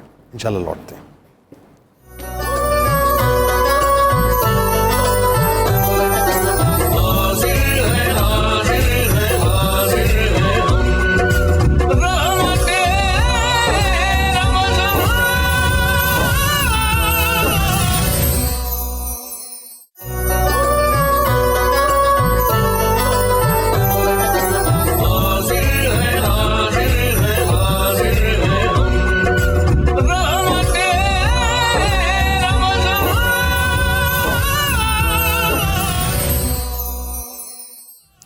جناب ایک بار پھر میں آپ کو افطار کے بعد خوش آمدید کہتا ہوں ناظرین, اور آپ جانتے ہیں کہ الحمدللہ 23 مارچ جو ہے وہ اس وقت بہت ہی جوش و جذبے کے ساتھ پورے پاکستان منائی جا رہی ہے. پتہ نہیں کیوں من کرتا ہے کہ یہ بات میں آپ سے بس اب جاتے جاتے عرض کر دوں. دیکھیے معاملہ کیا ہے, اس معاملے کی نزاکت کو سمجھنے کی کوشش کریں. اس وقت پوری دنیا کی نظریں پاکستان پر ہیں اور پاکستان کے اندر ایک چو مکھی کا کھیل ہو رہا ہے. 5th جنریشن وارفیئر میں جتنے مقاصد تھے اگر آپ دیکھیں آہستہ آہستہ ان مقاصد کی اچیومنٹ کے لیے, اس ٹارگٹ کو پورا کرنے کے لیے جو بین الاقوامی طاقتیں ہیں جو پاکستان کے خلاف برسر پیکار ہیں, پاکستان کے خلاف کام کر رہی ہیں, وہ اس کو آہستہ آہستہ کہیں نہ کہیں اچیو کرتی ہوئی نظر آ رہی ہے. بدقسمتی یہ ہے, یعنی اگر میرے آپ کے ذہن میں پاکستان ثانوی ہو جائے اور میرے آپ کے ذہن میں ہماری سیاسی تنظیمیں, ہماری ایفیلیشنز, ہمارے نظریات, ہمارے قبیلے, ہماری کمیونٹی, ہماری برادری اگر پہلے ہو جائے تو پھر جس مقصد کے لیے ہم نے پاکستان حاصل کیا ہے وہ مقصد تو ہم نے اڑا کر پھینک دیا, ختم کر دیا. پاکستان تو ہماری ٹاپ پریورٹی میں ہونا چاہیے, پاکستان ہماری ابتدا بھی ہونا چاہیے, پاکستان ہماری انتہا بھی ہونا چاہیے. اور یاد رکھیے جو دو قومی نظریہ ہے بنیادی طور پہ یہ کیا ہے, یہ یہی تو ہے نا کہ ہندوستان جو ہے وہ اپنے ہندوؤں کو اس طرف رکھے, پاکستان میں مسلمان بسیں اور مسلمان اللہ اور اس کے رسول صلی اللہ علیہ وآلہ وسلم کے فرامین کے مطابق اپنی زندگیوں کو گزاریں گے. لیکن اگر اس وقت پاکستان کے اندر ہمیں نظریاتی طور پر ڈسٹرب کیا جائے، پاکستان کے اندر قرآن کی جو سرٹن لائنز ہیں، جو باؤنڈریز ہیں، اس کے اندر دخل اندازی کی جائے، حدود اللہ کے اندر دخل اندازی کی جائے، ناموس رسالت کے حوالے سے جو ہے وہ کام کیا جائے، معاذ اللہ ثم معاذ اللہ. اور رسول کریم صلی اللہ علیہ وآلہ وسلم نے ہمیں جو ایک پورا روڈ میپ بنا کر دیا ہے، اس روڈ میپ کو ڈسٹارٹ کیا جائے یا اس سے ہمیں ڈسٹریکٹ کر دیا جائے، تو پھر مجھے بتائیے پاکستان کے بننے کا مقصد کیا رہ گیا؟ پھر تو کچھ بھی نہیں رہا. کیونکہ جس بنیاد پر یا جن بنیادوں کے اوپر ہم نے پاکستان کو حاصل کیا، وہ بنیاد یہ کہ اللہ اور اس کے رسول صلی اللہ علیہ وآلہ وسلم کے قوانین کو پاکستان کے اندر ہمیں نافذ کرنا ہے. لیکن اس وقت جو چو مکھی کا کھیل پاکستان میں کھیلا جا رہا ہے، خدا کا واسطہ ہوش کے ناخن لیں، عقل کے ناخن لیں. یہ بہت بڑی نعمت ہے جو اللہ تعالیٰ نے ہمیں عطا کی ہے، لیکن اللہ تبارک و تعالیٰ نعمتوں کو چھین بھی لیا کرتا ہے، سلب بھی کر لیا کرتا ہے، واپس لے لیتا ہے کہ اگر آپ اس نعمت کی قدر نہ کریں. اور آج ہم نے کیا کیا پاکستان کے ساتھ؟ 76 برسوں سے ہم پاکستان کے اندر ایک کھیل تماشا کر رہے ہیں. مذہب کے نام پر کھیل تماشا ہو رہا ہے، سیاست کے نام پر کھیل تماشا ہو رہا ہے، نارمز کے نام پر، کلچرل ویلیوز کے نام پر، مورل ویلیوز کے نام پر کھیل تماشا ہو رہا ہے. ہر طرف کھیل تماشا ہو رہا ہے اور ہم تماشبین بنے ہوئے بیٹھے ہوئے. قدرت نے اگر اتنی بڑی نعمت دی، وہ جو بار بار قرآن میں اللہ تعالیٰ تکرار فرماتا ہے نا، فَبِأَيِّ آلَاءِ رَبِّكُمَا تُكَذِّبَانِ، کہ تم پروردگار کی کون کون سی نعمت کو جھٹلاؤ گے. تو پاکستان ایک بہت بڑی نعمت ہے اللہ کی طرف سے، بہت بڑی نعمت ہے. لیکن ہم نے اس نعمت کو اتنا فار گرانٹڈ لے لیا ہے کہ ہم نے اس کی قدر و قیمت کو مکمل طور پر ختم کر دیا ہے.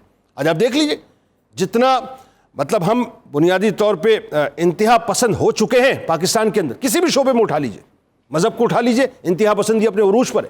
سیاست کو اٹھا لیجئے، انتہا پسندی اپنے عروج پر ہے. سماج کو اٹھا لیجئے، انتہا پسندی اپنے عروج پر ہے. نظریاتی ڈیبیٹس بھی جب ہوتی ہیں، یا مثال کے طور پہ ہم کسی بھی ڈائلاگ کی اگر ہم بات کرتے ہیں تو لوگ گفتگو کرنے کو تیار نہیں ہیں. ہم ایک دوسرے کو مار کھانے اور کاٹ کھانے کو تیار ہیں. پاکستان کو ہم نے اٹھا کر بالکل ایک ثانوی حیثیت دے دی ہے.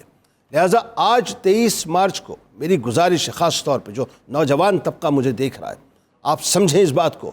جن قربانیوں کے بعد آپ کو پاکستان دیا گیا ہے، یا بزرگوں نے جو کچھ بھی پیش کیا تھا، اب یہ پاکستان آپ کی ذمہ داری ہے. اب یہ پاکستان میری ذمہ داری ہے. اب اس کی ذمہ داری آپ کے میرے کاندھوں پر ہے. ہم سے اللہ تعالیٰ پوچھے گا کہ ہم نے اس نعمت کا کیا کیا ہے. اس وقت بارڈرز کے چاروں طرف آپ کو پتہ ہے سازشوں کا ایک جال ہے. مشرقی بارڈر پہ بھی سازشوں کا جال ہے، مغربی بارڈر پہ بھی سازشوں کا جال ہے، اور آپ ان سازشوں کے جال میں پھنسے ہوئے ہیں. آپ ٹریپ ہو چکے ہیں مکمل طور پہ. آپ نظریاتی طور پہ بھی ٹریپ کیے جا رہے ہیں. آپ کو اپنے پاکستان کو مستحکم کرنے کے لیے بڑی محنت کرنی ہوگی. میری گفتگو میں نے بٹوین دا لائنز بہت سی باتیں کہہ دی جو میں کہنا چاہتا تھا. اب آپ سمجھ لیجئے کہ اگر آپ پاکستان کو نہیں بچاتے خدا نخواستہ، یا پاکستان کو نہیں سنبھالتے، تو اس کے نقصانات وہ ہوں گے جس کو ہم تصور بھی نہیں کر سکتے. لوٹ کے گفتگو کریں گے پینلسٹ سے. آخری گفتگو ہے اور ان کے مضبوط پیغامات کی صورت میں آپ کو بتلائیں گے کہ پاکستان کو مستحکم کرنے اور پاکستان کو نظریاتی طور پر بچانے کے لیے، مسئلہ نظریے کا ہے، دو قومی نظریے کا ہے، نظریے کو بچانے کے لیے ہمیں کیا کرنا چاہیے. لوٹ کے بعد کا آغاز کرتے ہیں.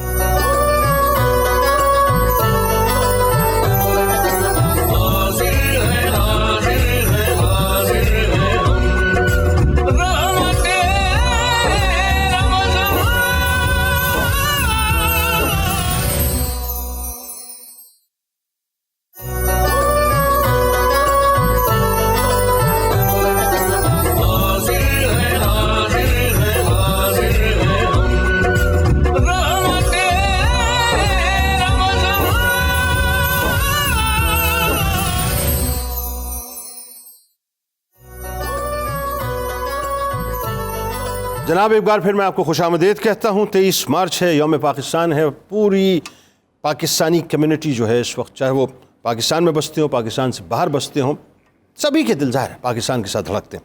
اب بس وائنڈ اپ نوٹ ہے. بہت سی مسائل ہم نے ڈسکس کی ناظرین، بہت سی پریشانیاں ڈسکس کی، لیکن اگین وہی بات ہے، پیوستہ رہے شجر سے امید بہار رکھ. اس پہ بات کرتے ہیں صاحب. یہ جو پیوستگی ہے امید بہار کی، اس پیوستگی کو مزید مضبوط کیسے کیا جائے، بتلائیے. جنید صاحب، سب سے پہلے تو میں یہ عرض کرنا چاہتا ہوں کہ یقیناً مشکلات قوموں پر آتی ہیں، لیکن جو قومیں مشکلات کا مقابلہ کریں وہ مشکلات کے سمندر عبور کر جاتی ہیں. Very good. مجھے اس بات کا دکھ ہے کہ ہمارا پاکستان مسائلستان بنا، لیکن مسائل کے اس بھنور میں بہت سے ہمارے پاکستانی ملک چھوڑ کر جائیدادیں بیچ کر بھاگنے لگے. یہ بڑی افسوسناک صورت. یہ یہ ایسا کرنا ایز اے پاکستانی ان کو زیب نہیں دیتا. ہمارا ملک مشکل وقت میں ہے تو کیا آپ اپنا گھر چھوڑ کر بھاگ جائیں گے؟ ایک طرف آپ اپنی دھرتی کو ماں کہتے ہیں تو کیا آپ ماں کو چھوڑ کر چلے جائیں گے؟ یہیں رہیں, محنت کریں. یہ وقت سدا ایسے نہیں رہتے. ماں تھوڑی دیر کے لیے بیمار ہو گئی ہے, لاغر ہو گئی ہے, خدمت کر لو. ہمارے نبی صلی اللہ علیہ وسلم پر کتنا مشکل وقت آیا مکہ میں, مدینہ طیبہ میں آئے کتنا مشکل وقت رہا. جی ایسے ہی. پھر جا کر اللہ پاک رب العزت نے سکون کا, راحت کا, آسائش کا وقت بھی عطا فرمایا. بالکل ٹھیک. لیکن اس سارے دوران جد و جہد جاری رہی. بالکل ٹھیک. آج ایز اے پاکستانی, ہر پاکستانی, چاہے وہ نوجوان ہیں, چاہے وہ سیاسی لوگ ہیں یا عام شہری ہیں, چاہے وہ تعلیمی شعبوں میں ہیں یا کاروباری شعبوں میں, اپنی اپنی جگہ پاکستان کا نام بہتر بنانے کے لیے پازیٹیو کام کریں. بالکل ٹھیک. نوجوان محنت کریں, ایجادات میں اپنا لوہا منوائیں. کاروباری لوگ کاروبار کے اندر صداقت اور دیانت کے ساتھ ایک بہترین نمونہ پیش کریں, آپ صلی اللہ علیہ وسلم کی سنت کا, پاکستان کا اچھا چہرہ پیش کریں انشاءاللہ. سر آپ کے خیال میں نظریہ پاکستان, قرارداد پاکستان, دو قومی نظریہ, اس کو ایمرج کرنے کی, ری ایمرج کرنے کی ضرورت ہے؟ جنید صاحب, جس طرح مفتی صاحب اشارہ فرما رہے ہیں, اس کو ری ایمرج کرنے کا ایک ہی راستہ ہے. وہ کیا؟ آپ اپنی نوجوان نسل کے اندر یقین پیدا کریں. اوکے. اور ان کو مایوسیوں سے نکالیں. اوکے. علامہ اقبال نے فرمایا تھا, کب ڈرا سکتا ہے غم کا عارضی منظر مجھے, ہے بھروسہ اپنی ملت کے مقدر پر مجھے. اس ملت سے مایوسی اللہ کی رحمت سے مایوسی ہے. ٹھیک. یہ ایک اصولی بات میں عرض کر رہا ہوں, کیونکہ یہ آخری ملت ہے. اوکے. اور اللہ رب العزت نے انسانیت کو نجات بھی اسی ملت کے ذریعے سے دینی ہے. تو ہم نے اپنی یوتھ کے اندر اس ملک کے مستقبل پر یقین پیدا کرنا ہے, ان کو اپنی ذات پر یقین پیدا کرنا ہے, اپنی صلاحیتوں پر یقین پیدا کرنا ہے. یہ وہ راستہ ہے جس کے راستے سے آپ دیکھیں یہاں پنجاب میں, جیسے پروفیسر صاحب نے بھی اشارہ کیا تھا, بہت برے حالات تھے, مسلم لیگ بالکل پاپولر نہیں تھی. علامہ اقبال نے یہ تجویز دی تھی کہ آل انڈیا مسلم لیگ اپنا اینول سیشن یہاں کرے. یہ جو سیشن ہوا قرارداد پاکستان والا, علامہ اقبال کی پروپوزل پہ ہوا, تجویز پہ ہوا, وہ ان کے انتقال کے بعد ہوا. اور اس کا نتیجہ کیا نکلا؟ پورا پنجاب جو تھا وہ مسلم لیگ اور کا حصہ بنا اور تاریخ پاکستان کا حصہ بنا. تو حالات کتنے ہی مایوس کن کیوں نہ ہوں, ہمارا امتحان تو یہی ہے نا, ہم ان حالات کو اپنے حق میں کریں, اپنی جد و جہد کے ذریعے سے, اپنے یقین کے ذریعے سے, اور اپنے کردار کے ذریعے سے. سائیکولوجیکل وارفیئر میں علی بھائی خاص طور پہ جو ٹارگٹ کیا گیا وہ نوجوانوں کو کیا گیا کہ وہ اس مستقبل سے اور پاکستان سے مایوس ہو, یہاں سے رائے فرار اختیار کریں اور پاکستان کے خلاف زبان درازیاں کریں. اب اس وارفیئر میں سائیکولوجیکلی ایک بار پھر کیسے ہم نوجوانوں کو اٹیچ کر سکتے ہیں؟ $1 ملین کوشچن ہے, بتائیے. جی بسم اللہ الرحمن الرحیم, بہت اچھا سوال ہے. دیکھیے آپ قائم ہی تب رہ سکتے ہیں جب آپ اپنی اصل سے قائم رہیں. نوجوانوں کو یہ بات ریئلائز کروانے کی ضرورت ہے. فار دا ٹائم بینگ نوجوانوں سے کہیں کہ جو چھوٹے چھوٹے مسائل کی بنیاد پہ بڑی آئیڈینٹی اور بڑی چیزوں کا انکار کر دیتے ہیں, یہ تو ہونا ہی نہیں چاہیے تھا, خدا نخواستہ یہ کیا ہو گیا, ہمیں کیا دیا اس نے, انہیں ویزا لگوا کے 5-10 دنوں کے لیے کہیں بھیج دیں, ان کو اس کا اندازہ ہو جائے. اب نوجوانوں کو وہ اب یہ دور ہے تھوڑی عقل اور فہم کا دور ہے. نوجوانوں کو پاکستان کی آئیڈیالوجی پڑھائیں, اقبال کو نصاب کا حصہ بنائیں. اقبال زندہ کلام ہے, اقبال تو قبر میں پڑا ہے, اس کا کلام اب بھی زندہ ہے, اس میں وہ تاثیر ہے. وہ آپ کو قومی شعور بھی دے گا, دینی شعور بھی دے گا, اور ایک قومی حریت بھی اس کے اندر ڈالے گا. جب دیکھیں یہی کچھ ہو سکتا ہے نا, نظام تعلیم و تربیت یہ وہ ہے چکی جس سے ہر بچے نے گزرنا ہی گزرنا ہے. تو لہٰذا کچھ نہ کچھ شعور کی رمق اس میں آئے گی جب آپ اقبال کو اور نظریہ پاکستان کو پڑھائیں گے. نظریہ پاکستان کو فگرز نہ پڑھائیں, اس تاریخ کو یہ ہوا, اس تاریخ کو یہ ہوا. جہاں 4 چھٹیاں دیتے ہیں وہاں 4 نصاب بھی سبق میں متعارف کروا دیں. سر ایک بہت بڑی فکری جنگ ہمارے سامنے کھڑی ہے. میں بھی آپٹمسٹک ہوں, ایسا نہیں ہے جیسے آپ ظاہر ہے مطلب ایک اچھی بات کر رہے ہیں کہ آپ پر امید ہیں, میں بھی ظاہر ہے مطلب پر امید ہوں, اس میں کوئی دوسری رائے نہیں ہے. لیکن مجھے لگتا ہے کہ بہت خاردار جھاڑیاں سامنے آ گئی ہیں, جنگ بہت لمبی ہے اور مشکل ہے. اب بتائیے اس جنگ میں کیسے انٹر ہوں اور اس جنگ کو لڑیں کیسے, یہ اصل مسئلہ ہے, کیونکہ صورتحال مجھے تو کم از کم بہت آگے بھیانک نظر آتی ہے. کوئی شک نہیں, جیسے کہ تنولی صاحب نے کہا, یقین محکم جو ہے اور توکل یہ ایک بنیادی چیز ہے. اور پھر سب سے بڑھ کر یہ ہے کہ علامہ اقبال کا پیغام ہے نو دائی سیلف, ہمیں اپنی اہلیت اور صلاحیت کو پہچاننا چاہیے. اور قائد اعظم علیہ رحمہ کا پیغام ہے نو دائی اینیمی. یہی پاکستان کی آئیڈیالوجی ہے اور یہی سبب ہے کہ آپ دیکھیے پاکستان کو 77 سال ہو گئے ہیں, آج تک دشمن ہم پر قابو نہیں پا سکا.